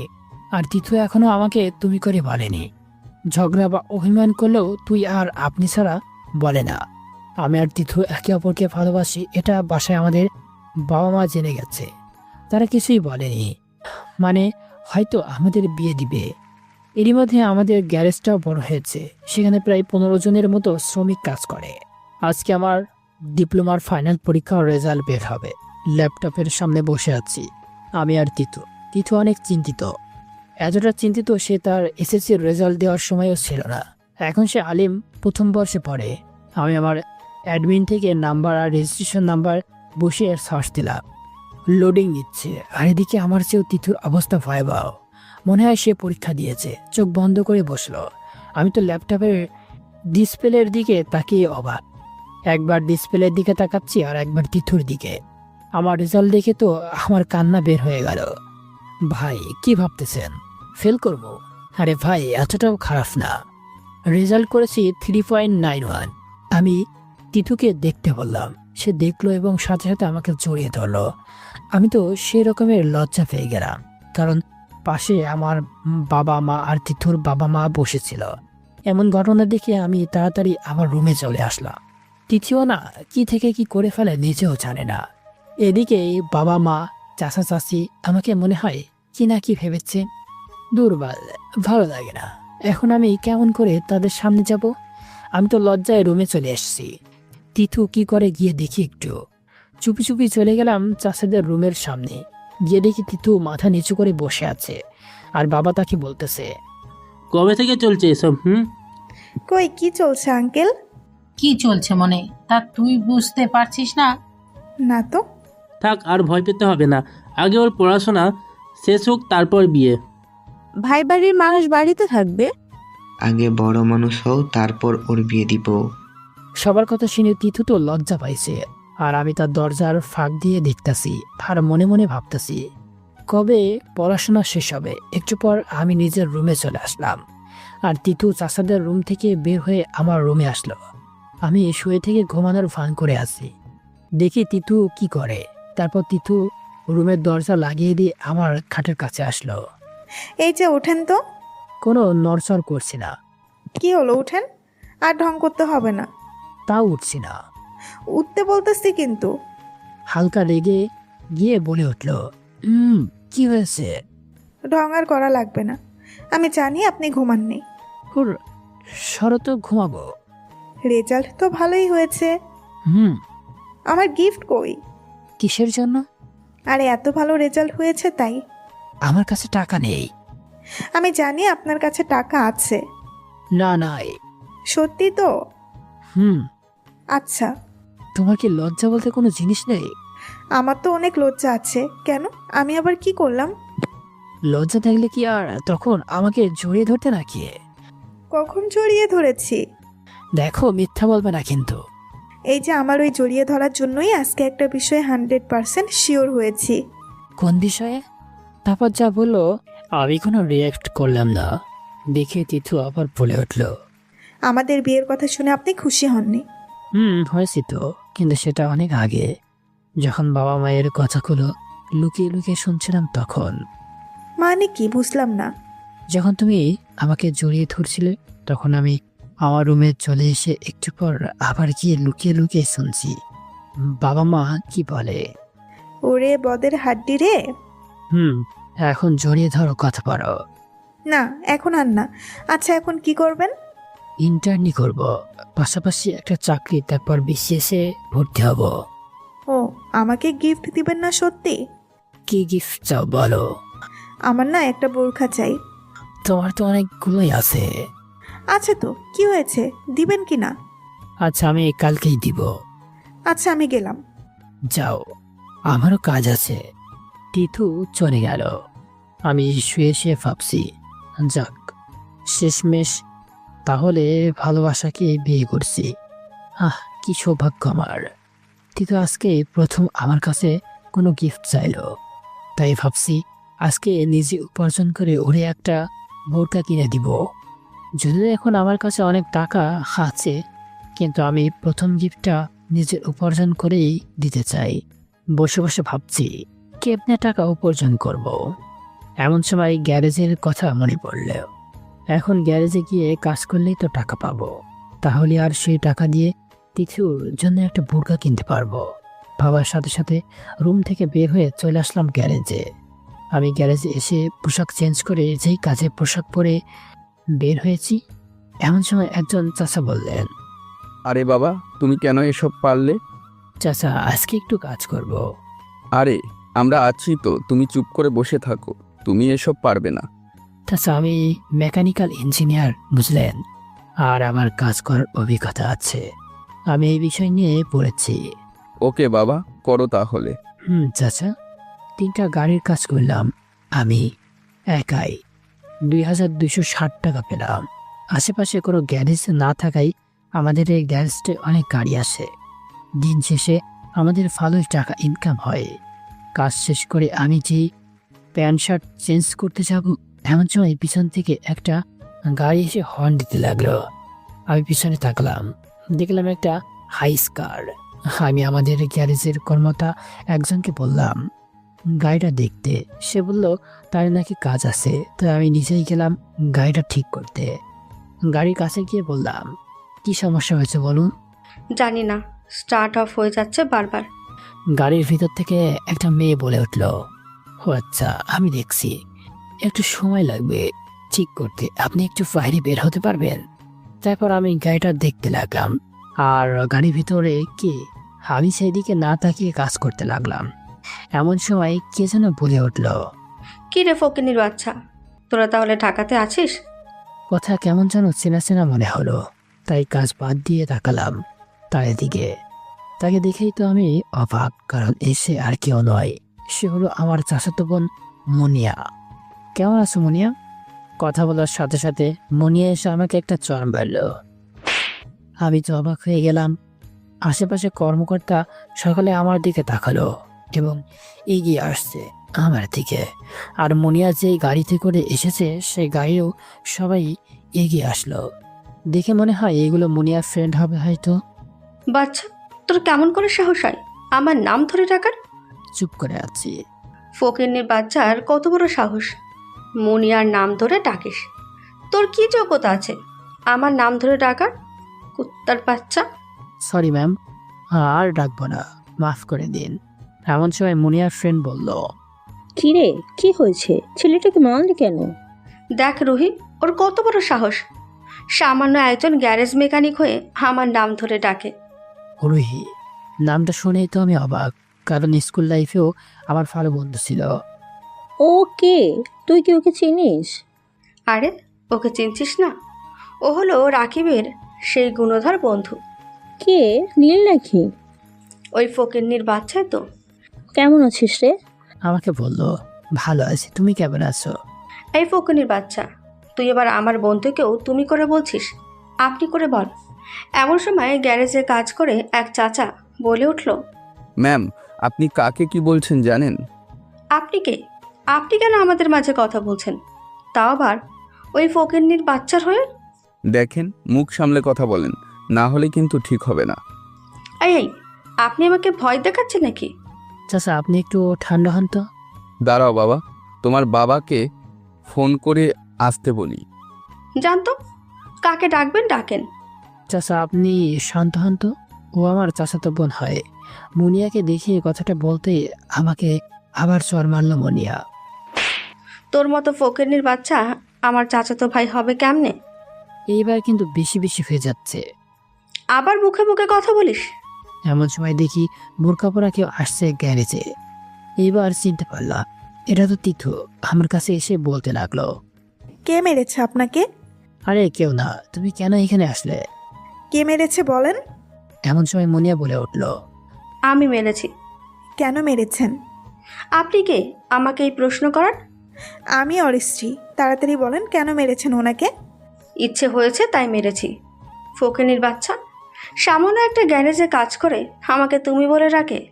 তিতু কোনো কথা না বলেই গিয়ে মারল এক চর। চরটা শব্দই চারিদিকে স্তব্ধ হয়ে গেল।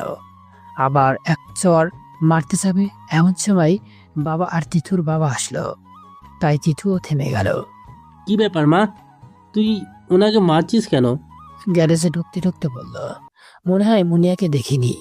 এই ফালতু মেয়ের কত বড় সাহস ওনার গায়ে হাত তোলে। কে মা তুমি? মুনিয়া পিছন ফিরে বাবার দিকে তাকায়। বাবা তো মুনিয়াকে দেখেই অবাক। আরে মুনিয়া মামুনি যে, কেমন আছো? ভালো। এই মেয়েটা কেন ওকে মারলো শোনেন তো। এমন সময় গ্যারেজের চাচাটা বলল, মা শুধু মারেইনি, অনেক বকাও দিয়েছে। এই মেয়ে, তুই এক্ষুনি এই গ্যারেজ থেকে বের হবি। আমি এখান থেকে কোথাও যাব না। আর আমি কেন তোর কথা মতো বের হব? তুই কি এই গ্যারেজের মালিক নাকি? তারপর মুনিয়া যা শুনল তা শুনে তো মুনিয়া সহ ওর বন্ধু রুহিরাও অবাক হওয়ারই কথা। কারণ কথাটা হলো, কারণ হলো এটা আমার স্বামীর গ্যারেজ। কি? এটা ওই ফকিরটির গ্যারেজ? তাড়াতাড়ি বের হ। আর একবার বাজে কথা বললে কিন্তু তোকে আমি যে কি করব। আমি বিশ্বাস করি না এই গ্যারেজটা ওর। তোর বিশ্বাস দিয়ে আমরা কি করব বল? এত বড় গ্যারেজ এই ফকিনির হয় কেমনে? তুই কি আবারও চর খাবি নাকি চলে যাবি এখান থেকে? ভালো মতো বলছি চলে যা। তিথু তুমি এখন থামো তো। থামবো মানে? আপনি চুপ করে থাকেন। আর এই মেয়ে এখন ভালোই ভালোই বল, তুই কেন ওনাকে মেরেছিস? মুনিয়া মা, তুমি কেন নীলাকে মারছো? মা বলো তো। ও আমাকে কেন তুমি করে বলবে? তুমি তো ওর চাচাতো বোন, তাই হয়তো তুমি করে বলেছে। আমি ওকে আমার চাচাতো ভাই মানি না, আর আপনাকেও আমি আমার চাচা মানি না।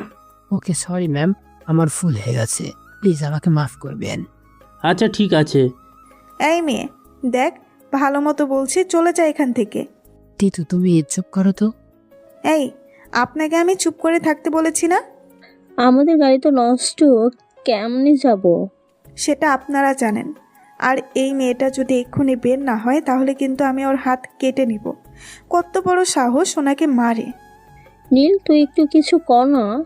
এই তিথু চলো বাসায় যাব। আমি এখন কোথাও যাব না। ওই মেয়ে কেন আপনাকে মারবে? তিথু চুপ করো, তুমিও তো তাকে মেরেছো। প্লিজ চলো বাসায় যাই, সবাই দেখছে। আর কেউ ওনাদের গাড়িটা ঠিক করে দিয়েন তো। বলেই আমি তিথুকে নিয়ে বাসায় চলে আসলাম। আমি তো পুরাই অবাক হয়ে গেছি তিথুর কাণ্ড দেখে। আমাকে মারা নিয়ে কত কি করলো, শেষ পর্যন্ত নিজেই কেঁদে দিল। আর মনে ঠিক আগের মতোই অহংকার রয়ে গেছে। ভাবছিলাম হয়তো এখন বড় হয়েছে, ভালোই হয়েছে, কিন্তু সে যে এমন তা আমার জানা ছিল না। আর সে শিক্ষিত একটা মানুষে কেমনে পারলো বাবার সামনে ছেলেকে অপমান করতে? কেমনে পারলো বাবার সামনে ফকিন্নি বাচ্চা বলতে? তার কি বিবেকেও বাঁধল না? আর এর থেকে বড় কথা হলো, সে আজকে নিজের চাচাকে অপমান করেছে। আর যাই করি না কেন, কখনো মুনিয়াকে ক্ষমা করব না। আজকে একটা বিষয় ভালোভাবে বুঝলাম, তা হলো এই যে মানুষ শিক্ষিত হলেই প্রকৃত মানুষ হয় না। কিছু কিছু শিক্ষিত মানুষ জ্ঞানহীন মানুষের মতোই কাজ করে। রুমে এসে ফ্রেশ হয়ে তিথুর কাছে গেলাম। সে হয়তো মন খারাপ করে আসে। গিয়ে বলতে লাগলাম, তিথু রেডি হয়ে নাও, আজকে একটু বাইরে ঘুরতে যাব। আমি কোথাও যাব না। আরে চলো তো। ভালো লাগছে না বললাম তো। ওকে যেতে হবে না, আমি গিয়ে ঘুমালাম। পারলে তুমিও ঘুমাও, আর কালকে যাব ঘুরতে ওকে। বলে নিজের রুমে চলে আসলাম। এদিকে বাবার সাথে তো দেখাই নাই, জানি না বাবা তখন কি মনে করছিলেন মুনিয়ার বলা কথাগুলো শুনে। আর তিথুর বাবা তো মনে হয় কিছুই বোঝেনি, সব কথা মনে হয় তার মাথার উপর দিয়ে গেছে। পরের দিন থেকে আবার আগের মতো চলতে লাগলাম। গতকালকের সব ঘটনা ভুলেই গেলাম। তিথুকে বোরকা কিনে দিলাম। অবাক করার কথা হলো, সে বাবাকে বলছে আমাকে যাতে একটা বাইক কিনে দেওয়াই। সেই দিনই দেখতে দেখতে চলে গেল আরো কয়েক বছর। আজকে আমি বিসিএস ইঞ্জিনিয়ার। কয়েকদিন আগেই বিসিএস শেষ করেছি। এই কয়েক বছরে আমরা তিথুদের বাড়িটা 2 তলা করেছি, আর গ্যারেজটা এখন আরো বড় করেছি, যেখানে এখন নতুন নতুন মডেলের গাড়ি তৈরি করা হয়। এখন আমাদের নিজের গাড়ি রয়েছে। তিথুর সাথে রাগ, অভিমান, মাঝে মাঝে আমার রুমে গল্প করে রাত পার করা, সব মিলিয়ে ভালো করে চলে যাচ্ছে আমাদের দিনগুলো। তিথু আর আমার এখনো বিয়ে হয়নি। বাবা মারা বিয়ে দিতে চেয়েছিলেন, কিন্তু আমি করিনি। কারণ হলো আমি আমার নিজের বাড়িতে গিয়ে বিয়ে করব। রাতে খেয়ে বসে আছি, বাবাকে বললাম, বাবা আমি বাড়ি গিয়ে আমাদের বাড়িটা ঠিক করতে চাই। সবেমাত্র বিএসসি ইঞ্জিনিয়ারিং হয়ে বের হলি, একটা চাকরি বাকরি কর আগে। চাকরি আমি করব, কিন্তু পরে আগে আমি নিজের শহরে যেতে চাই। তুই যখন যেতে চাস যা। ওকে। আমাকে সাথে নেবেন? না তিতু, তোমাকে আমি পরে এসে নিয়ে যাব। এখন আমি গিয়ে আমাদের বাড়িটা ফিরে নিয়ে নতুন করে বাড়ি বানাব, তারপর সবাই মিলে ওইখানে যাব। আর তারপর তোদের বিয়ে দিয়ে দিব। বলেই সবাই হাসতে শুরু করলো। এটা দেখে আমি তো উঠে আমার রুমে চলে আসলাম। তিতু তো লজ্জা পেয়ে আমার পিছু পিছু আমার রুমে চলে আসলো। তারপর আচ্ছা, আমাকে নিয়ে গেলে কি এমন ক্ষতি হবে?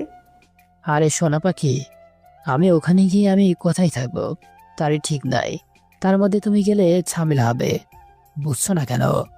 কতদিনের জন্য যাবেন? ওইদিকে সব ঠিকঠাক করতে যতদিন লাগবে ঠিক ততদিনের জন্যই। আমাকে ভুলে যাবেন না তো আবার? এই, আমি কি কখনো তোমাকে ভুলে গেছি নাকি যে আবার বললে? ওটা তো কথার কথা বললাম। ও, আমাকে নিয়ে যেতে হবে, এটাই ফাইনাল। ওকে? আরে তুমি বুঝতে পারছো না কেন বিষয়টা? আপনি যেখানে থাকবেন আমিও সেখানেই থাকবো, তাও আমি যাব। আচ্ছা, আমি সেখানে গিয়ে একটা থাকার ব্যবস্থা করে তোমাকে এসে নিয়ে যাব। ওকে? সত্যি তো নাকি মিথ্যে বলে সান্ত্বনা দিচ্ছেন? আরে সত্যি বলছি। আর আমি কি কখনো তোমাকে মিথ্যা বলেছি নাকি? না। আচ্ছা, আপনি তাহলে ঘুমান, আমি আপনার কাপড়গুলো গুছিয়ে দিই। অনেক রাত হয়েছে, এখন আর গোছানো লাগবে না। কাল সকালে এসে গুছিয়ে দিও। এখন গিয়ে ঘুমাও। আমি আজকে এই রুমেই ঘুমাবো। পাগল নাকি? কেউ দেখে ফেললে কি ভাবে বলো? এর আগে যখন ছিলাম কেউ দেখছিল নাকি? না, কেউ দেখেনি। তাহলে এবারও দেখবে না। এখন আপনিও ঘুমান। আমি আর কোনো কথা না বলে ঘুমিয়ে গেলাম। তিথুর সাথে কথায় কেউ পারবে না, যেটা আমি 100% শিওর। এখন 1000বার বললেও সে আমার ঘর থেকে যাবে না, এটা আমি জানি। তাই আমি শুয়ে পড়লাম, আর তিথু এসে আমার বুকের উপর শুয়ে পড়ল। একটু পর সে ঘুমিয়ে গেল। আমার বুকে তিথু ঘুমিয়ে আছে, আর আমি ভাবছি এইবার আমাদের অপমান করার ফল দেখাবো সবাইকে। নিজের বাড়িতে গিয়ে এক এক করে সব কটাকে দেখে নিব, বোঝাবো কে ফকিন্নি, আমরা নাকি তাহারা। খেলা শুরু করব কালকে থেকে বাড়িতে গিয়ে।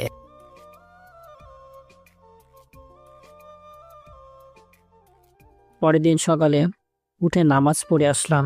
এরই মধ্যে তিথু আমার ব্যাগে কাপড়গুলো গুছিয়ে দিয়েছে। আমি নামাজ পড়ে এসে খাবার টেবিলে খেতে বসলাম।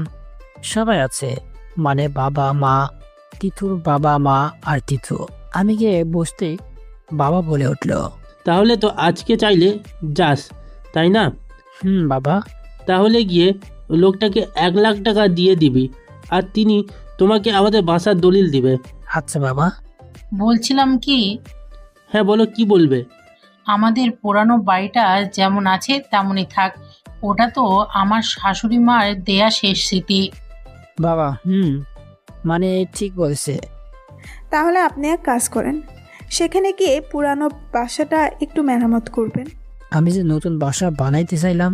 আরে সেটা নিয়ে এত চিন্তা করছো কেন?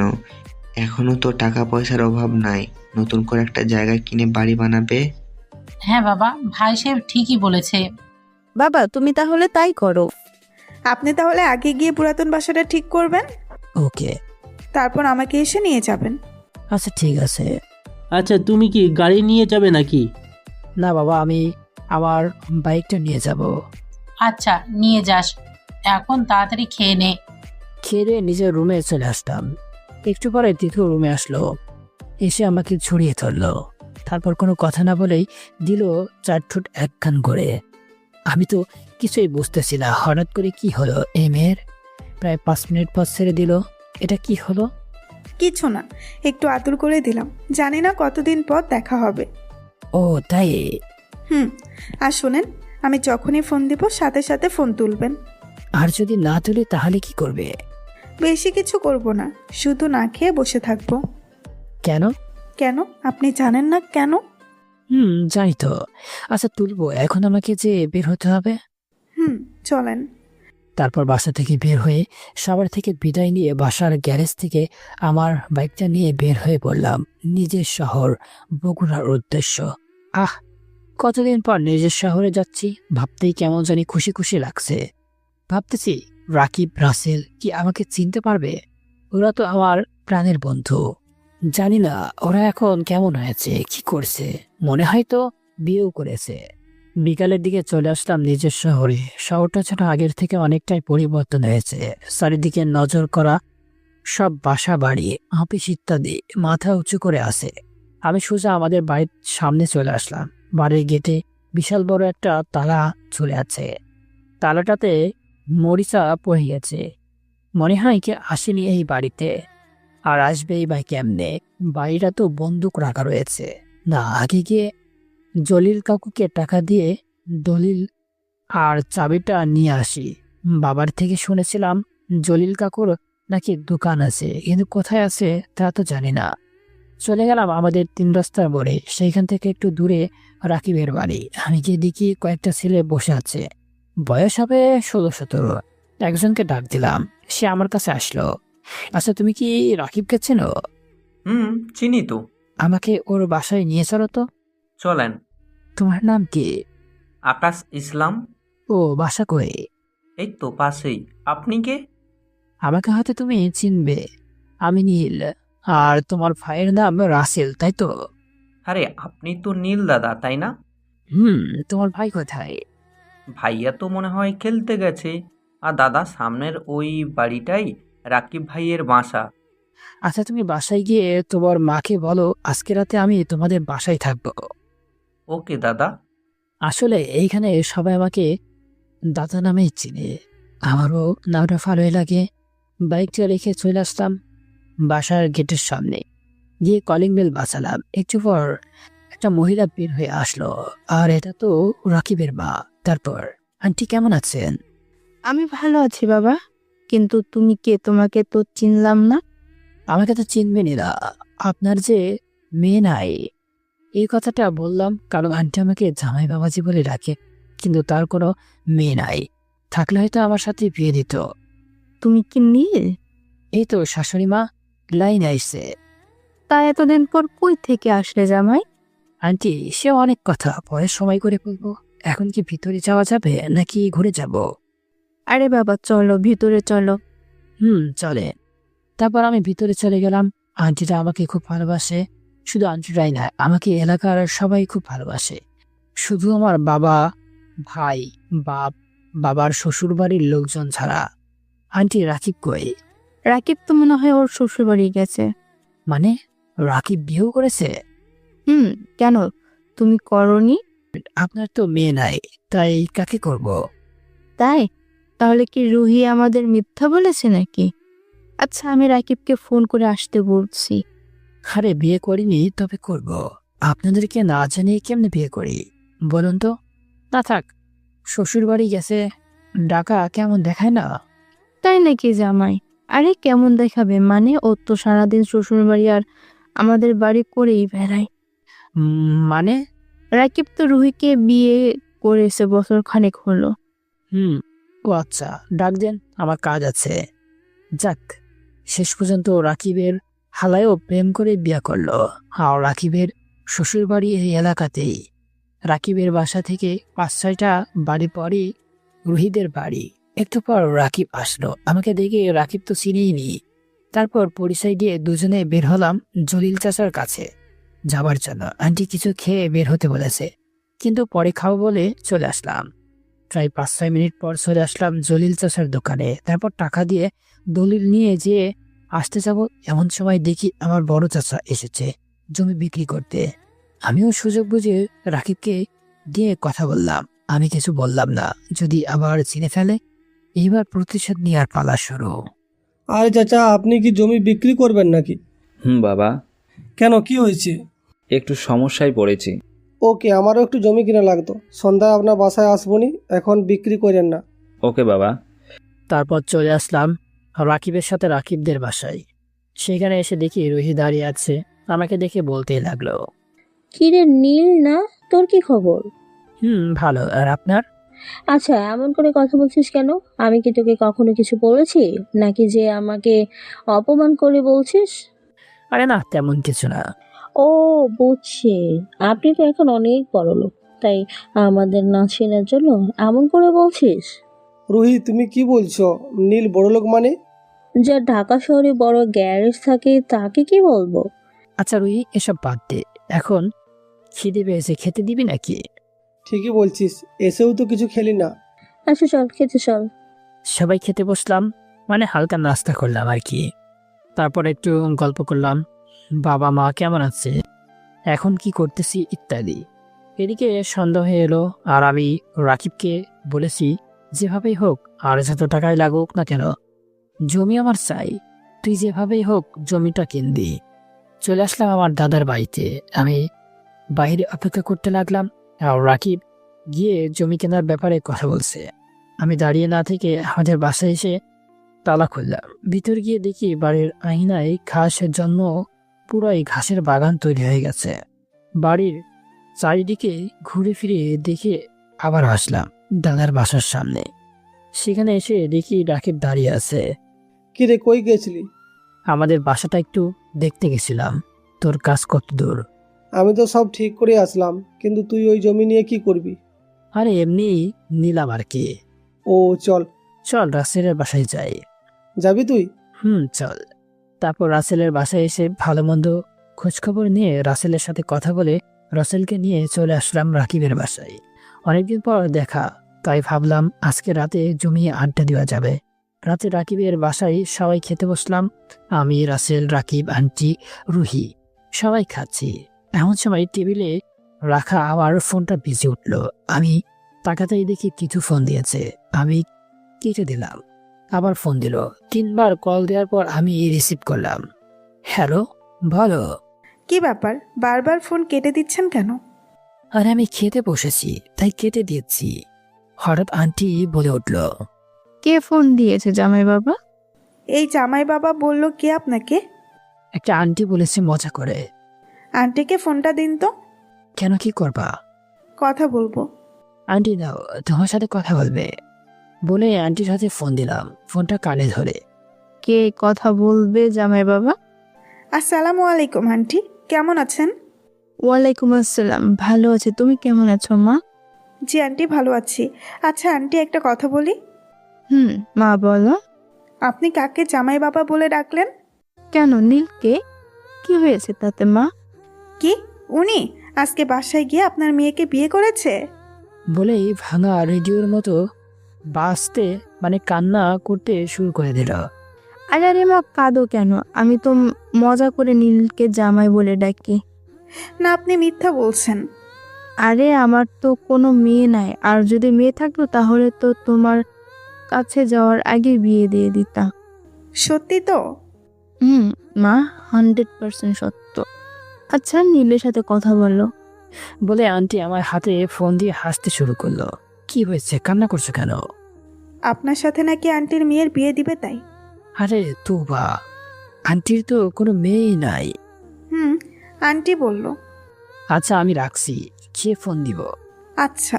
তারপর খেয়ে উঠে কিছুক্ষণ সবাই মিলে গল্প আড্ডা দিয়ে তিথুর সাথে কথা বলে শুয়ে পড়লাম। সকালে ঘুম থেকে উঠলাম তিথুর ফোনে। তারপর নামাজ পড়তে চলে গেলাম। নামাজ পড়ে এসে আমি আর রাকিব বাইকটা নিয়ে আমাদের বাড়িতে আসলাম। এসে গেট খুলে ভিতরে গিয়ে রাকিবের সাথে কথা বলে সব ঠিক করার জন্য লোকের ব্যবস্থা করতে বললাম। কিভাবে কি করলে ভালো হবে এসব নিয়ে কথা বলছি। হঠাৎ করে রাকিব বলে উঠল, যদি এই বাড়িটা ঠিক করবি তাহলে তো দাদার বাড়ির সামনে কেন জমি কিনলি? ওখানেও বাড়ি করব? জায়গা কিনলি 6 লাখ টাকা দিয়ে, আর এই বাড়িটা ঠিক করতে তাও কম করে হলেও 1 লাখের মতো খরচ হবে। এত টাকা কই পাবি? আরে টাকার চিন্তা করছিস কেন, আমি আছি তো। ওকে, তোর যা ইচ্ছা কর। আচ্ছা, রাসেলের বাবাকে বাসায় দেখলাম না কালকে, কেন? আসলে রাসেলের বাবা মারা গেছে, আর অনেক কষ্টের মধ্য দিয়ে যাচ্ছে রে ওদের দিন। রাসেল কি বিয়ে করেছে? ওর বউকেও তো কালকে দেখলাম না। আসলে যখন এদের খারাপ দিন চলে আসে তখন ওর বউ বাপের বাড়ি চলে যায়। রাসেল কোনো জব করে না? না, কারণ হলো ওর টাকা নাই, সিভিল ইঞ্জিনিয়ার হয়ে বসে আছে। ও, তাহলে এবার রাসেলকে কাজে লাগিয়ে দিই, কি বলিস? আমরা এইসব কথা বলছি, এমন সময় কে যেন আমার বাড়িতে ঢুকলো। তাকে দেখে আমি তো অবাক। সে হলো মুনিয়া। মুনিয়া আমাদের বাড়িতে এসে বলতে লাগলো, ও তাই তো বলি, এতদিন পর এই বাড়ির গেট খোলা কেন? নীল আসছে তাই গেট খোলা, সে এখানে থাকবে তাই একটু দেখতেছি আর কি। ফকিনীর জন্য এটাই থাকার একমাত্র জায়গা। দেখুন, মুখ সামলে কথা বলেন। আমার মুখ দিয়ে আমি কথা বলবো, তুই কি করবি ফকিনীর বাচ্চা? এইবার কিন্তু বেশি বেশি হয়ে যাচ্ছে, বাজে কথা বলবেন না। মুনিয়া চুপ করতো। রাকিব, তুই এই ফকিনীর সাথে থেকে আমার মুখে মুখে কথা বলিস। আর একবার ফুকিনি বলে খারাপ হয়ে যাবে কিন্তু। কি করবি তুই ফকিনীর বাচ্চা? কোনো কথা না বলে গিয়ে মারলাম ঠাস করে 2টা চর। আগে বললাম বেশি হয়ে যাচ্ছে। তোর এত বড় সাহস, আমাকে মারিস? সাহসের কি দেখেছিস? আর বকা দিবি না কিন্তু। তোর আজকে আমি এমন হাল করব যে তুই আর কখনো আমাকে মারার সাহস পাবি না। আজকে 2 দিনের এই শোধ তুলবো, দাঁড়া। যা পারিস কর গিয়ে, বলে হাত ধরে আমাদের বাড়ি থেকে বের করে দিলাম। তারপর নীল, এটা তুই ঠিক করলি না। আমি আবার কি করলাম? এখন আল্লাহই জানে তোর কি হবে। মুনিয়ার বাবার কথায় এখানের সবাই উঠবোস করে। রাকিব, তুই হয়তো জানিস না আমি কি কি করতে পারি, তুই শুধু দেখে যা। তারপর আমি আর রাকিব গিয়ে লোকজনকে নিয়ে এসে আমাদের পুরনো বাড়ির কাজ শুরু করে দিয়ে আবার রাকিবদের বাসায় চলে গেলাম। তারপর সেখান থেকে খেয়ে দিয়ে চলে আসলাম আমাদের পুরনো বাড়িতে। এখানে এসে দেখি সবাই চুপ করে দাঁড়িয়ে আছে, কেউ কাজ করছে না। আমি গিয়ে একজনকে বললাম, এখানে কি হয়েছে, কেউ কাজ করছো না কেন? সে বলল সামনের দিকে যাইতে। আমি সবার আগে এসে দেখি বড় চাচা বসে আছে। আমি গিয়ে বললাম, কি হলো, সবাই কাজ বাদ দিয়ে বসে আছেন কেন? কাজ করেন। এখানে কোনো কাজ হবে না। কেন, কি হয়েছে? এখানে কাজ হবে। আগে বল, তুই কেন আমার মেয়েকে মেরেছিস? দেখুন, আপনার মেয়ে আমাকে অনেক ফকিনি বলে গালাগালি করেছে, আর বাবা মা তুলে বকা দিয়েছে, তাই মেরেছি। ফকিন্নিকে ফকিন্নি বলবো না তো কি বলবো? হ্যাঁ, এখানে ফকিন্নিকে? তোকে তো আমি পুলিশে দেব, আমার মেয়েকে মারার দেয়। আমার সামনে হাসবে পুলিশ, আর আমি ফকিন্নি, তাই না? আসলে আমি ফকিন্নিদের সাথে কথা বলি না। চলে যান তো এখান থেকে। এখানে তুই কাকে ফকিন্নি বলছিস? কাকে আবার? আপনাকে? আমার যা সম্পত্তি আছে তা তোর মতো ফকিন্নি ইনকাম করতে সারা জীবন লাগবে। এখনো যে তোকে না মেরে কথা বলছি, এটা তোর ভাগ্য, বুঝলি? আমি যে এখনো আপনাকে এই বাড়ি থেকে বের করে দিই নাই, এটা আপনার ভাগ্য। আর ভালোই ভালোই বলছি, এইখান থেকে চলে যান। না গেলে কি করবি ফকিন্নির বাচ্চা? দাঁড়ান, দেখাচ্ছি কে ফকিন্নির বাচ্চা। বলে আমার ব্যাগ থেকে কয়েকটা ব্যাংকের চেক বুক বের করে দেখালাম। কি হলো, চুপ কেন? আপনি যে সম্পত্তির গরম দেখাচ্ছেন, সে সম্পত্তি বিক্রয় করেছেন কেন? আর সে বড়লোকই দেখাতে, আর তাড়াতাড়ি এখান থেকে চলে যান। আর শুনুন, আমার কাছে যে পরিমাণ সম্পত্তি আছে তা দিয়ে আপনার মতো আমি 100 জনকে কিনতে পারবো। চাচা আর কোনো কথা না বলে চলে গেল, আর আমি সকলকে আবার কাজ করতে বললাম। মনে মনে ভাবছি, কেবল তো প্রতিশোধ নেওয়া। অনেক অপমান করেছেন আমাদেরকে, এখন সময় এসেছে তা ফিরিয়ে দেওয়ার। সবাই কাজে লেগে পড়লো, আর আমি চলে আসলাম রাসেলের বাসায়। সেখানে এসে দেখি রাসেল বসে আছে। আমি গিয়ে বলতে লাগলাম, আর কত বসে থাকবি, চাকরি করিস না কেন? ও তুই, ঘুষ না দিলে তো চাকরি হয় না, টাকা পাবো কই? আচ্ছা, আমি যদি তোকে কোনো বাড়ি বানানোর দায়িত্ব দিই, পারবি? পারবো, কিন্তু অনেক যন্ত্রপাতি, লোকজন, টাকা লাগবে, সেগুলো কই পাবো? টাকার চিন্তা তোর করা লাগবে না, আমি তোকে টাকা ধার হিসাবে দিব, পরে তুই তা পরিশোধ করে দিবি ওকে। রাসেল কোনো কথা না বলে আমাকে জড়িয়ে ধরে কান্না করতে লাগলো। বিকেলে আমি রাসেলকে টাকা দিলাম, আর আমার নতুন বাড়ি বানানোর কাজ শুরু করতে বললাম। রাসেল সব কাজ শুরু করার ব্যবস্থা করতে গেল। এমন সময় তিথু ফোন দিল। তিথু বলো। কি ব্যাপার, আমাকে তো দেখি ভুলে গেছেন? আরে না, সকালে তো কথা বললাম, আর এখন তো আমি কাজ করতেছি। কি কাজ করেন? এই তো নতুন বাড়ি বানানোর জন্য সব ঠিকঠাক করতেছি। তুমি কি করো এখন? আমি তো শুয়েছিলাম। আপনি খেয়েছেন? তুমি খাইছো? বাবা মা আর শ্বশুর শাশুড়ি কেমন আছে? ভালো। বাবা বিয়ে না করেই শ্বশুর শাশুড়ি হয়ে গেল। মা কই? নিচে কি জানি করছে। ও, মাকে ফোন দাও। তারপর সবার সাথে কথা বলে ফোনটা রেখে দিলাম। এদিকে আমাদের পুরনো বাড়িটা ঠিক করে ফেললাম। অধিক লোক কাজ করার ফলে তাড়াতাড়ি কাজটা হয়ে গেল। রাতে রাকিবের বাসায় থেকে খেয়ে চলে আসলাম আমাদের বাসায়। রাকিবের মা বউ তো আসতেই দিবে না। আমি তো তাও জোর করে চলেই আসলাম। বাসায় এসে সব গোছ করে শুয়ে শুয়ে তিথুর সাথে কতক্ষণ কথা বলে রেখে দিলাম। আজকে খুব ভালো লাগছে, কারণ আজকে আমি আমার প্রতিশোধ নিতে পেরেছি। কিন্তু এখন আমার যে অনেকগুলো লোকের থেকে প্রতিশোধ নিতে হবে। আমাকে ফকিন্নি বলার সাজা দিয়েছি। এবার সবচেয়ে বেশি যেটিতে কষ্ট পেয়েছি, এবার আমি সকলকে দেখিয়ে দিব আমি ফকিন্নি না। সকালবেলা ঘুম থেকে উঠে নামাজ পড়ে বাসায় আসলাম। তারপর কিছুক্ষণ শুয়ে থাকলাম। হঠাৎ করে বাড়ির গেট দিয়ে কে যেন আমাদের বাড়িতে ঢুকলো। তারপর সে আমি আর রুমে আসি, রুমের সামনে আসলো। এসে দরজা খুলে দূরে এসে আমাকে একটা মেয়ে জড়িয়ে ধরলো। তারপর বুকে মুখ গুজে দিয়ে কান্না করতে লাগলো। আমি তো বুঝতেই পারছি না কে এটা। তারপর বলতে লাগলাম, আরে কে আপনি, আর আমাকে এভাবে জড়িয়ে ধরলেন কেন? আমাকে চিনতে পারছো না? আরে এ তো রিয়ার কণ্ঠ। কে রিয়া নাকি? আমি রিয়া। কেমন আছিস রে? ভালো আছি। তুমি কেমন আছো ভাইয়া? ভালো আছি। তা কি করছো আজকাল? কিছু করি না রে। তুই এখন কোন ক্লাসে পড়িস? এবার ইন্টারে ভর্তি হয়েছি। ওহ গুড। চাচা চাচি আসেনি? না রে, তাদেরকে নিয়ে আসিনি, কয়েকদিন পরে চলে আসবে। ওহ, তা ভাবি কই? কার ভাবি? কিসের ভাবি? আর অবাক হতে হবে না, মুনিয়া আপু এসে বাড়ির সবাইকে বলেছে যে তোমরা ঢাকায় আছো। আসলে এখনো বিয়েই করিনি রে। তোদেরকে ছেড়ে কেমনে বিয়ে করি বল? তাহলে কি মুনিয়া আপু মিথ্যা বলেছে? আরে না, সেও সত্যি বলেছে। আচ্ছা বাদ দে, তোদের বাড়ির কি খবর এখন? আরে খবর আর কি হবে, সব শেষ। মানে বুঝলাম না। বাবার চাচা মিলে সব কিছু শেষ করে দিয়েছে। যত টাকা জমি জমা ছিল সব। তা মুনিয়ার বিয়ে দিচ্ছে না যে? বিয়ের জন্য সব কিছু রেডি করতেছে, কিন্তু কিন্তু কি বলতো শুনি? মুনিয়া আপু একটা ছেলেকে ভালোবাসে। ও ভালোই তো। কে সে ছেলে? তোমার মামাতো ভাই রিয়ান। কি? কিন্তু বাবা চাচা কেউ রাজি হচ্ছে না। আর মুনিয়া আপু রিয়াদ ভাইকে ছাড়া কাউকে বিয়ে করবে না বলে দিয়েছে। চাষেরা কিছু বলেনি মুনিয়াকে? চাচা তো মেরেছেন আপুকে। যাক, প্রতিশোধ নেওয়ার আরো একটা সুযোগ পেলাম। আচ্ছা, মুনিয়া আর রিয়ান পালিয়ে বিয়ে করছে না কেন? পালিয়ে বিয়ে করে কোথায় থাকবে, কি খাবে? আচ্ছা, তোর আপু আর তুই সবাই পেলে একসময় আসিস। আর শোন, মুনিয়াকে আগে সব ভুলে যেতে পড়িস।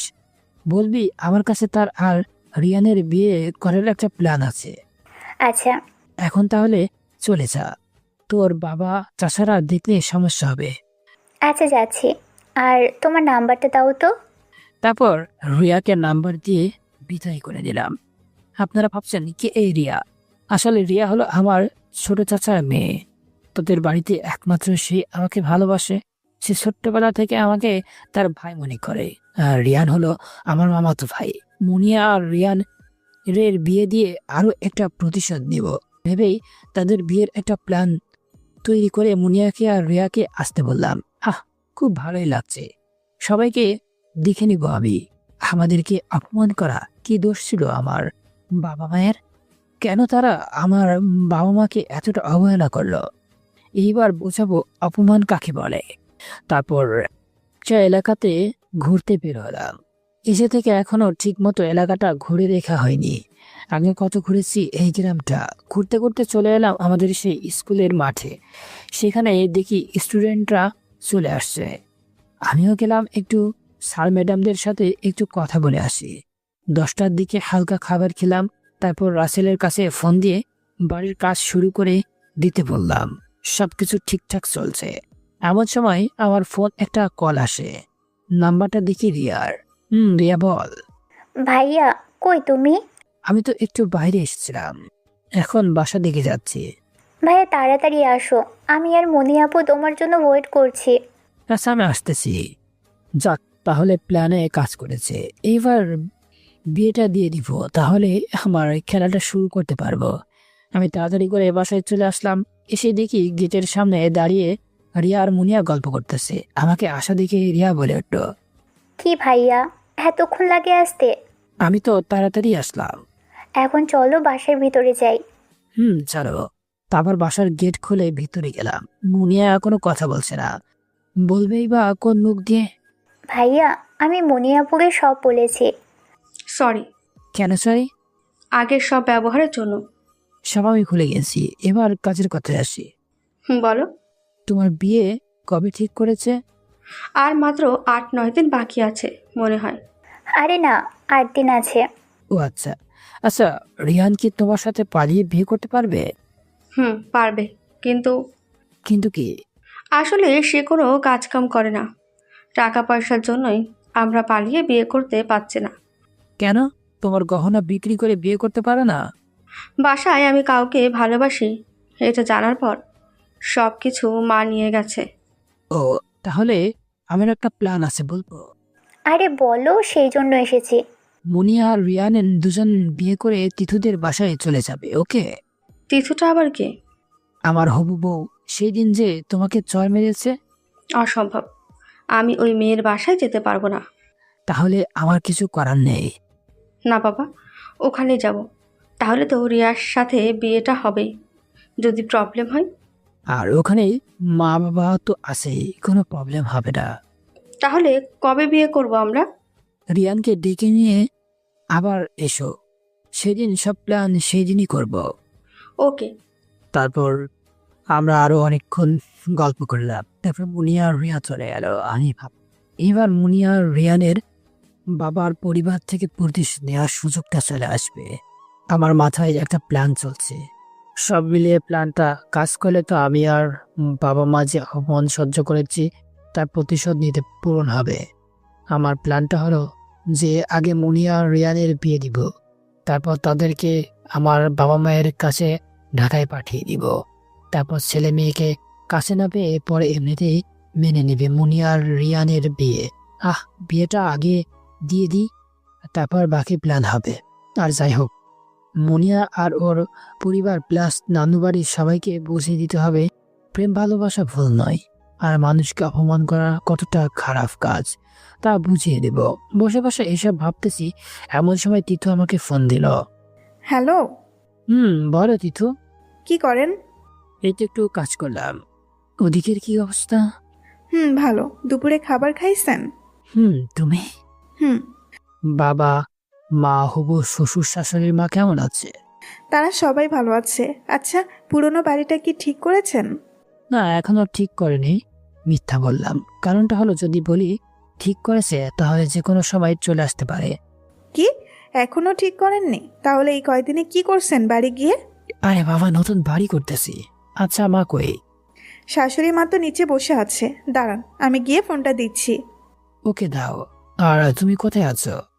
আমি সাথে ছিলাম, এই নেন কথা বলেন। হ্যালো মা। বাবা বল, কেমন আছিস? ভালো আছি। ওদিকে কি অবস্থা? সব ঠিকঠাক চলছে। আচ্ছা একটা কথা শোনো। বল, কি কথা? তারপর মুনিয়া আর রিয়ানের বিষয়ে কথা বললাম, কিন্তু আমার প্ল্যানটা বললাম না। কারণ মা যদি জানে আমি কেন ওদের ওখানে পাঠাবো বা আমার মতলব কি, তাহলে সে কখনোই এমনটা করতে দিবে না। তাই মাকে বললাম না। আর মা শোনো, তিথুকে একটু বলো যাতে মুনিয়ার সাথে কোনো রকম খারাপ ব্যবহার না করে। এটা তুই বলে দিস বাবা, আমি পারবো না। ওকে। আর শোনো, কিছুদিনের মধ্যে হয়তো মুনিয়ার তোমার ভাইয়ের ছেলে রিয়ান ঢাকায় তোমাদের কাছে যাবে। আচ্ছা, আমি সব ঠিকঠাক করে রাখবো। এখন তিতুর সাথে কথা বল। আচ্ছা। কি হলো, কথা বলা শেষ হলো? আর শোনো আরেকটা কথা। কি কথা বলেন? শোনো, মুনিয়া তোমাদের কাছে যাবে, বুঝছো? মুনিয়াটা আবার কোন? আরে আমাকে একদিন মেরেছিল, মনে নাই? ওই মেয়েটা। কি, ওই মেয়েটা আসবে? এবার আসলে ওর নাক ফাটিয়ে দিব। দেখো, ওর সাথে কোনো খারাপ ব্যবহার করবে না। ও আমাকে সরি বলেছে আর ক্ষমাও চেয়েছে। কেন এখানে আসবে? আরে ও আর ওর স্বামী ঘুরতে যাবে, আর পরে তোমাকে আমি সব বলবো নি। ওকে। ওদের সাথে কিন্তু কোনো খারাপ ব্যবহার করবা না। আচ্ছা ঠিক আছে, কিন্তু ওই মেয়েটা যদি আবার অপমানজনিত কিছু বলে তাহলে ওর খবর করে দিব। আমি ওকে সব বুঝিয়ে বলবো নি। আচ্ছা রাখলাম, আর তুমিও খেয়ে নাও। আচ্ছা, আর বিকেলে ফোন দিব। ওকে ওকে দিও। এদিকে রাসেল আর বাড়িটা বানানোর কাজ শুরু করে দিয়েছে, আর আমি বসে বসে ওদের কাজ দেখতেছি। এমন সময় কোথা থেকে যেন একটা ছেলে আমার সামনে চলে আসলো। আমি তো তাকে চিনতেই পারছি না। সে আমাকে বলতে লাগলো, কে রে, কেমন আছিস? ভালো আছি, আর আপনি কে? আরে শালা, আমি রিয়ান। ও রিয়াদ, তা তুই কেমন আছিস? আছি কোনো মতো। গুড। তা তুই নাকি মুনিয়াকে কিছু বলেছিস? বলতেছি। তা তুই কি রাজি আছিস? আমি তো এক পায়ে খাড়া। ওকে, তাহলে কালকে রাতে সব কাজ সেরে তোরা ঢাকায় চলে যাবি। আচ্ছা, তাহলে কালকেই যাব। মুনিয়াকে বলে দিস। আচ্ছা, কিন্তু তুই কেন আমাদের জন্য এত কিছু করছিস? আর রাস্তা দিয়ে হেঁটে যাচ্ছিস, যা রাস্তাকে বানিয়েছে এটা ভেবে তোর কি রাস? সেটাও ঠিক। আচ্ছা, তাহলে কালকে দেখা হবে, এখন আমি গেলাম। আচ্ছা যা। তারপর রিয়ান চলে গেল। আর এদিকে রাসেল তার নিজের কাজ করতেছে, এদিকে রিয়ান চলে গেল। তার সাথে আমার নিজের প্রতিশোধ দিন ঘনিয়ে আসছে। আর কয়েকদিন পরই আমি আমার পরিবারকে দেওয়া কষ্ট ফিরিয়ে দিতে পারবো। সেই দিনটা কেমন হবে? যেই দিন আমি অপমানটা ফিরিয়ে দিতে পারবো, তা ভাবতেই নিজের খুব ভালো লাগছে। এবার বুঝবে অপমানের কেমন লাগে। ইস, আর মাত্র কয়েকটা দিন, তারপরে হবে আসল খেলা। দেখতে দেখতে চলে গেল কিছুদিন। আজকে রাতেই মুনিয়ার বিয়ে। এদিকে প্রায় সন্ধ্যা হয়ে এসেছে। আমি আর রিয়ান বসে আছি মুনিয়াদের বাড়ির পিছনের দরজার কাছে। একটু পর মুনিয়া আসবে, আর তারপর কাজী অফিসে গিয়ে দুজনের বিয়ে, তারপর ঢাকা বাবা মার কাছে। বসে বসে এসব ভাবতেছি, এমন সময় মুনিয়া চলে আসলো। গায়ে কয়েকটা ভারী গহনা আর পরনে বিয়ের শাড়ি। আমরা কোনো কথা না বলে আমি আমার বাইকে আর রিয়ান আর মুনিয়া রিয়ানের বাইকে সোজা চলে আসলাম কাজী অফিসে। বিয়েটা হয়ে গেল। মুনিয়া বলল, আচ্ছা নীল, আমাদের বিয়ে পড়িয়ে তোমার কি লাভ? আম খাচ্ছ খাও, আটি এই গুণে কি লাভ? আমি মুনিয়াকে বলে দিলাম যে ওই যে গ্যারেজটাই গিয়ে কাউকে বললে আমাদের বাড়িতে দিয়ে আসবে, আর ওদিকে সব ঠিকঠাক আছে। তারপর ওরা চলে গেল। রিয়ান ওর বাইক রেখে গেল, সেটা রাসেলকে দিয়ে দিলাম। কিছুদিন চালাক, তারপর রিয়ানকে ফেরত দিবিনি। এদিকে বিয়ে বাড়িতে হুইসে উঠে গেছে, কনেকে পাওয়া যাচ্ছে না, ফোন করেও পাওয়া যাচ্ছে না। তারপর হলো শুরু বড় চাচা ছোট চাচাকে অপমান করা। আমি শুধু গোটার বাহির থেকে শুনতাছি, লোকজন তো আমাদের গোষ্ঠীর উদ্ধার করে চলে যাচ্ছে। আমি শুনতাছি আর হাসতাছি। আহ, কি মজা! আমার কাজটা লোকেই করে দিয়েছে। এখন বুঝো চাচা, অপমান করলে কেমন লাগে। অনেক বোকাঝোকা অপমান করে লোকজন চলে গেল। যাই হোক, আমি কিছু কথা শুনিয়ে আসি, এখন একটু অপমান করে আসি, বাকিটা না হয় পরে একেবারে করবনি, যখনই দুই পরিবার একসাথে হবে। এখন আমি বাড়ির ভিতরে প্রবেশ করলাম। তারপর বলতে লাগলাম, কি খবর বড় চাচা আর ছোট চাচা? তো তুই কেন আমাদের বাড়িতে এসেছিস? কেন এসেছিস সেটা বড় কথা নয়, বড় কথা হলো এখন কি করবো বলো। এখন কি করব মানে? আরে বড় চাচা, মেয়ে মুনিয়ার আমার মামার ছেলে রিয়ান। তো কি? তারা দুজনেই পালিয়ে বিয়ে করেছে। কি? দেখবো এবার তোমরা কি করবা। আমার বিশ্বাস হয় না। কুত্তার বাচ্চা, তোর বাপ মায়ের দোষ থাকতে মিথ্যা কথা বলছিস, তাই না? আরে চাচা, এক্ষুনি মাথা গরম করছেন কেন? একটু সবুর করো। এই, তুই তাড়াতাড়ি এই বাড়ি থেকে চলে যা তো। আরে যাবই তো, আগে বড় চাচাকে এটা দেখায় বলে একটা ভিডিও বের করে দিলাম বড় চাচার হাতে ফোনটা। কি দেখবো? হ্যাঁ, আরে তোমার মেয়ের বিয়ের ভিডিও। শুধু রিয়া বাদে বাড়ির সবাই অবাক মুনিয়ার বিয়ের কথা শুনে। এটা হতে পারে না। এটা হচ্ছে না, আর আমি এইবার দেখাবো তোমরা কি করো। বড় চাচা ছোট চাচা আর দাদুকে বললাম, আমরা যা করা করব, এখন তুই বাড়ি থেকে চলে যা। আমি তো চলেই যাব, কিন্তু এইবার যদি তোমরা কিছু না করো তাহলে আমি কিছুই করব। কি করবি তুই? সেটা পরে দেখতে পাবে বলে চলে আসলাম বাইরে। ভালোই লাগছে এখন, অনেকটা প্রতিশোধ নিতে পেরেছি, কিন্তু এখনো আমার মনটা শান্ত হচ্ছে না। এভাবে কেটে গেল প্রায় মাস 2 মতো। এখন আমার বাড়িটা কমপ্লিট হয়ে গেছে। রাসেল তার কাজটা ঠিক মতো করছে। এখন সে আরো অনেকের বাড়ির কন্ট্যাক্ট নিচ্ছে, আর 2-1 দিনের মধ্যেই আব্বু আম্মু তিথুরা আসবে এখানে নতুন বাড়িতে। ভাবতেছি তারা সবাই আসলে তো মুনিয়া আর রিয়ানও আসবে। ভাবতেছি তখন চাচাদের কি হবে। আর আমি তো চাচাদের বাড়ির পাশেই বাড়ি বানিয়েছি, কিন্তু একটা মজার বিষয় হলো এখনো চাচারা ওই বাড়ির কেউ জানেই না যে নতুন বাড়িটা আমি বানিয়েছি। কি যে ভালো লাগছে। মুনিয়া এখনো ওর বাড়িতে ফোন করেনি। বাইকটা নিয়ে বাইরে বের হলাম, দেখি রাসেল হাওয়ায় কোথায় যেন যাচ্ছে। আমিও গেলাম ওর কাছে। কিরে, কই যাস? ও তুই, এই তো একটু তানহাকে আনতে চাই। তানাকে? আমার বউ। তা কোথায় বিয়ে করেছিস? এই তো চাঁদপুরে। আমাদের বগুড়ার চাঁদপুরে? যাবে নাকি আমার শ্বশুরবাড়ি? শালা, বিয়েতে দাওয়াতও দিলি না, এখন ডাকিস?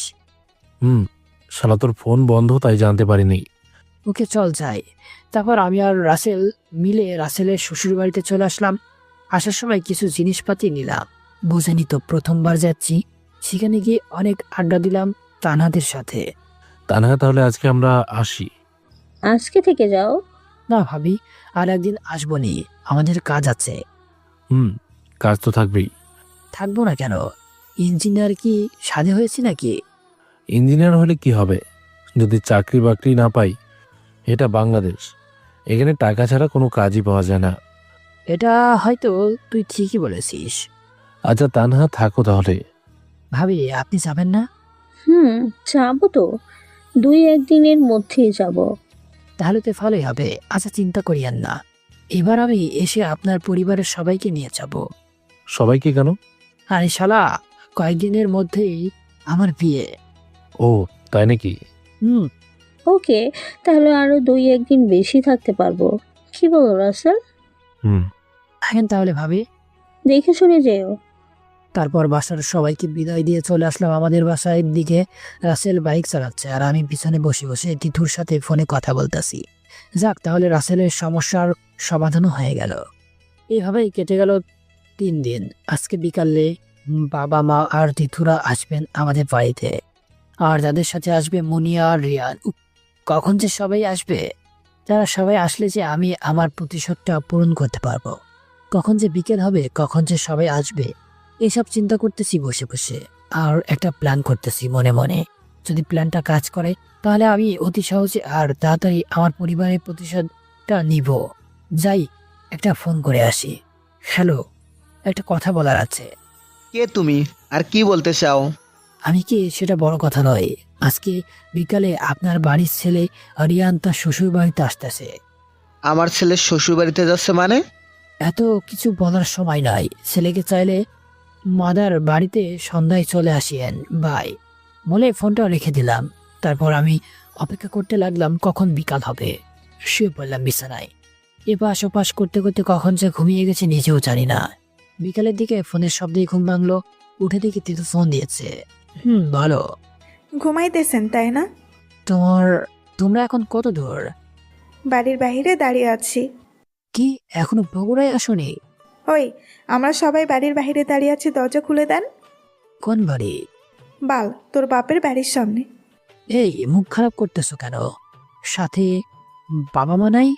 তারা সবাই ভেতরে বসে আছে, তাড়াতাড়ি গেট খুলে দেন। 1 মিনিট, আসতেছি। তারপর আমি গিয়ে দরজা খুলে দিলাম। দেখি একটা হাইস গাড়ি দাঁড়িয়ে আছে আর বোরকা পরা একটা মেয়ে দাঁড়িয়ে আছে। পরে আমি বুঝতে পারলাম বাবা মারা এসে পড়েছে। আমি বড় গেটটা খুলে দিলাম। তারপর গাড়িটা বাসার ভিতরে ঢুকলো। আমি গেটটা আবার বন্ধ করে দিলাম। সবাই গাড়ি থেকে নামলো। আমি গিয়ে বাইকটা রুমে নিয়ে গেলাম আর সবাইকে ফ্রেশ হতে বলে আমার রুমে চলে আসলাম। আমার রুমে এসে তো আমার চোখ চরক গাছে উঠে গেল, কারণ আমার রুমে তিতু এসে আমার রুমে শুয়ে আছে। আমাকে আশা দিকে বলতে লাগলো, কেমন আছেন? ভালো। এত মোটা হচ্ছেন কেন? এমনিতেই। কিছুক্ষণ কথা বলতেই দেখলাম বাইরে অনেক হইচই পড়ে গেল। আমি বাইরে বের হয়ে দেখি আমার চাচারা আর আমার মামার বাড়ির মানুষেরা ঝগড়া করতেছে। আমি তো বাকি লোকেদের মতো মজা করে তাদের ঝগড়া দেখতেছি। এমন সময় আমাদের বাসা থেকে রিয়ানা আর মুনিয়া বের হয়ে আসলো। কি হচ্ছে কি বাবা? তুই এতদিন কই ছিলি? সেসব পরে হবে, আগে বলো এখানে কি হয়েছে? তুই নাকি এদের মেয়েকে বিয়ে করছিস? আমার ভালো লাগছে, করেছি। তোমাদের সমস্যা থাকলে বড়, আমি মুনিয়াকে নিয়ে আবার চলে যাচ্ছি। মামা আর চাচাদের দেখিয়ে, রিয়ান চলো, এনারা এনাদের রাগ নিয়েই থাকুক। মারে, আর কোথাও যাওয়া লাগবে না। তোরা যখন বিয়ে করেছিস কি আর করার আছে? মুনিয়ামা, আজকে থেকে তুই আমার বাড়িতে থাকবি। কি বলেন বিআই মশাই? হুম। হঠাৎ করে সবাই আমার দিকে তাকালো, যে কে হাতে তালি দেয়, আর জানার চেষ্টা করতেছি কেন হাতের তালি দিলাম। আবার আমি বলতে শুরু করলাম, বাহ বাহ বাহ, খুব ভালো। আপনাদের দেখে আজকে আমার খুব ভালো লাগলো। আর আজকে বুঝলাম রক্তের সম্পর্ক থাকলে আত্মীয় হওয়া চায় না। এই ছেলে, কে তুমি? আর হাতের তালি দিলে কেন? আমাকে আপনি চিনবেন না, আর হাতের তালি দিলাম কিছু স্বার্থপর মানুষের কাহিনী দেখে। এখানে স্বার্থপর কে? কেন আপনারা? এই তোর তো সাহস কম না? জানিস তুই কার সাথে কথা বলছিস? আপনি রিয়ানের বাবা, তাই না? হুম। তাহলে ঠিকই আছে। জানেন, আজকে একটা জিনিস বুঝলাম। কি বুঝেছিস? এটা বুঝলাম যে চোরের সাথে চোর মিল হয়, আর স্বার্থপরের সাথে স্বার্থপরের। মানে কি? মানে হলো আপনাদের মতো স্বার্থপর এসে সাথে স্বার্থপরের সম্পর্ক হয়। মুখ সামলে কথা বল, না হলে জমের বাড়ি পাঠিয়ে দেব, বুঝলি? হাসছিস কেন? আপনাদের কথা শুনে আমাকে তো আপনি কেন, আপনারা সবাই যদি চান তাও একচুল জমের বাড়ি নিতে পারবেন না। কে তুই? হঠাৎ করে মা বলে উঠল, এটা আমার ছেলে। ও, তোর ছেলে? তাই তো, আদব কয়দা শেখা নাই, ঠিক তোর মতো। মা চুপ করে মাথা নিচু করলো। আপনি কি শিক্ষিত নাকি? এই তুই এত কথা বলছিস কেন? তোমাকে কি কিছু বলেছে নাকি? চুপচাপ শোনো কি বলি আমি। তোর কি মনে হয়? আপনারা তো সবাই অশিক্ষিত। তুই জানিস আমি এসএসসি পাশ করেছি? কখনো এসএসসি পাশ করতে পারবি? আমি না। তাহলে আমার সাথে কথা বলার তো তোর যোগ্যতা নেই। আমি তো এইচএসসি পাশ করিনি, কিন্তু বিসিএস পাশ করেছি। কি? আচ্ছা যাই হোক, আপনি তো দেওয়ান গোষ্ঠী, তাই না? হুম, আমরা সব সময় ন্যায় বিচার করি, বুঝলি? বুঝেছি। আর চাচা, আপনারা তো মাদর গোষ্ঠী। হুম, আমরাও ন্যায় বিচার করি। আপনারা সবাই তো দেওয়ান আর মাদর গোষ্ঠীর জবান শুনলেন। হ্যাঁ। দেওয়ান আর মাধবর, আপনাদের কাছে আমার একটা বিচার আছে। কি বিচার? কি বিচার? কেন আপনারা আমার মা আর বাবাকে মেনে নেননি? মামা আর চাচারা সবাই আমার বিচার শুনে চুপ হয়ে গেল। কি হলো, চুপ কেন? এটার বিচার যদি আমি না পাই, তাহলে আপনাদের নামে আমি মামলা করব। বিচার করব না, কি করবি তুই? আর মামলা করলে টাকা দিয়ে বেরিয়ে আসবো। টাকার গরম, তাই না? হুম। চাচা, আপনাকে হয়তো বলতেই হবে না আমার টাকা পয়সার সম্পর্কে। কত টাকা আছে তোর ফকিন্নির বাচ্চা? আপনার 14 গোষ্ঠীকে সারা জীবন জেলের ভিতরে রাখতে যত টাকার প্রয়োজন তার চেয়ে বেশি আছে। তুই কি বিচার চাস সেটা বল। বললাম তো, আমার বাবা মাকে কেন বাড়ি থেকে কেউ মেনে নেননি? কারণ তারা পালিয়ে বিয়ে করেছিল। ও, তাহলে তো আপনার ছেলে আপনার অনুমতি নিয়ে বিয়ে করেছে, তাই না? কি বলতে চাস সেটাই বল। আপনার ছেলে আর মুনিয়া পালিয়ে বিয়ে করেছে, এখন তাদেরকে কেন মেনে নিলেন সেটা বলুন। এইটা আমাদের বিষয়। আপনারা কিছু বলছেন না কেন? তাদের ছেলে মেয়ের বেলায় আলাদা, আর আমাদের বেলায় আলাদা। এখন তুই কি চাস? সবার সামনে আমার বাবা মায়ের কাছে ক্ষমা চাইতে হবে, নয়তো 30 বছর আমার বাবা মায়ের মতো নিজের ছেলে মেয়েকে বাড়ি থেকে বের করে দিতে হবে। আর না করলে কি করবি? আচ্ছা ঠিক আছে, করতে হবে না, যা করার আমিই করব। কি করবি তুই? যত টাকায় লাগুক না কেন, আমি আপনাদের সবাইকে আজীবন জেলেই রাখবো। মামা চুপ করে আছে দেখে চাচা মামাকে বলল, ভাই সাহেব একটু সাইডে আসুন তো। চলেন। মামা আর চাচা সবার থেকে একটু দূরে চলে গেল। তারপর তারা দুজনেই বলতেছে, আসলে আমরা অনেক বড় অন্যায় করেছি, হয়তো আল্লাহ আমাদের কখনোই মাফ করবেন না। আচ্ছা ভাই, ওই নীল এত টাকার গরম দেখাচ্ছে কেন? আসলে ওর কাছে অসমর্থ টাকা আছে, আর যার কাছে টাকা আছে সে সব করতে পারে। আর আমরা যখন অন্যায় করেছি তখন চলেন ক্ষমা চেয়ে নিই, কি এমন ক্ষতি হবে বলুন? আসলে নীলের মা আমাদের আসল বোন না, ওকে আমার বাবা পাল্টে নিয়েছিল। যাই হোক, আমরা তো ভুল করেছি, এখন তা শুধরাতে হবে। আচ্ছা চলেন, ক্ষমা চেয়ে নেই, এতে করে যদি আমাদের ছেলে মেয়ের জীবন সুখী হয়। চলেন। তারপর তারা দুজনে আবার আমাদের কাছে আসলো। তারপর কোনো কথা না বলে সোজা আমার বাবা আর মায়ের হাত ধরে ক্ষমা চাইলো। কিন্তু এতেও কেমন জানি আমার প্রতিশোধ কমলো না।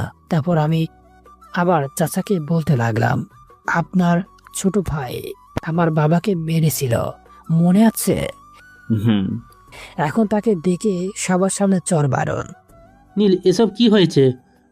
বাবা চুপ করে চলে যাও তো। আর চাচা কি বললাম? আচ্ছা, তাই করছি।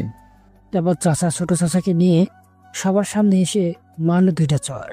আজকে থেকে আপনাদের মামা আর চাচাদের সবার সাথে আমাদের সম্পর্ক শেষ।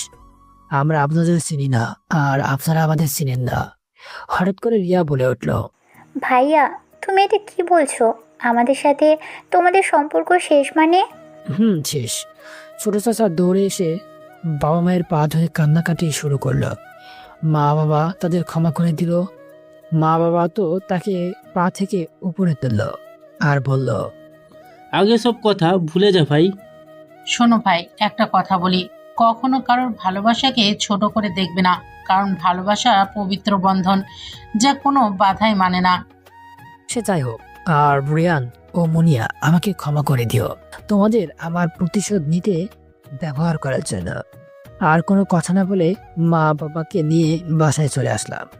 রাতে খেয়ে শুয়ে পড়লাম, আর কারোর সাথে কোনো কথা বললাম না, কারণ সবাই ক্লান্ত।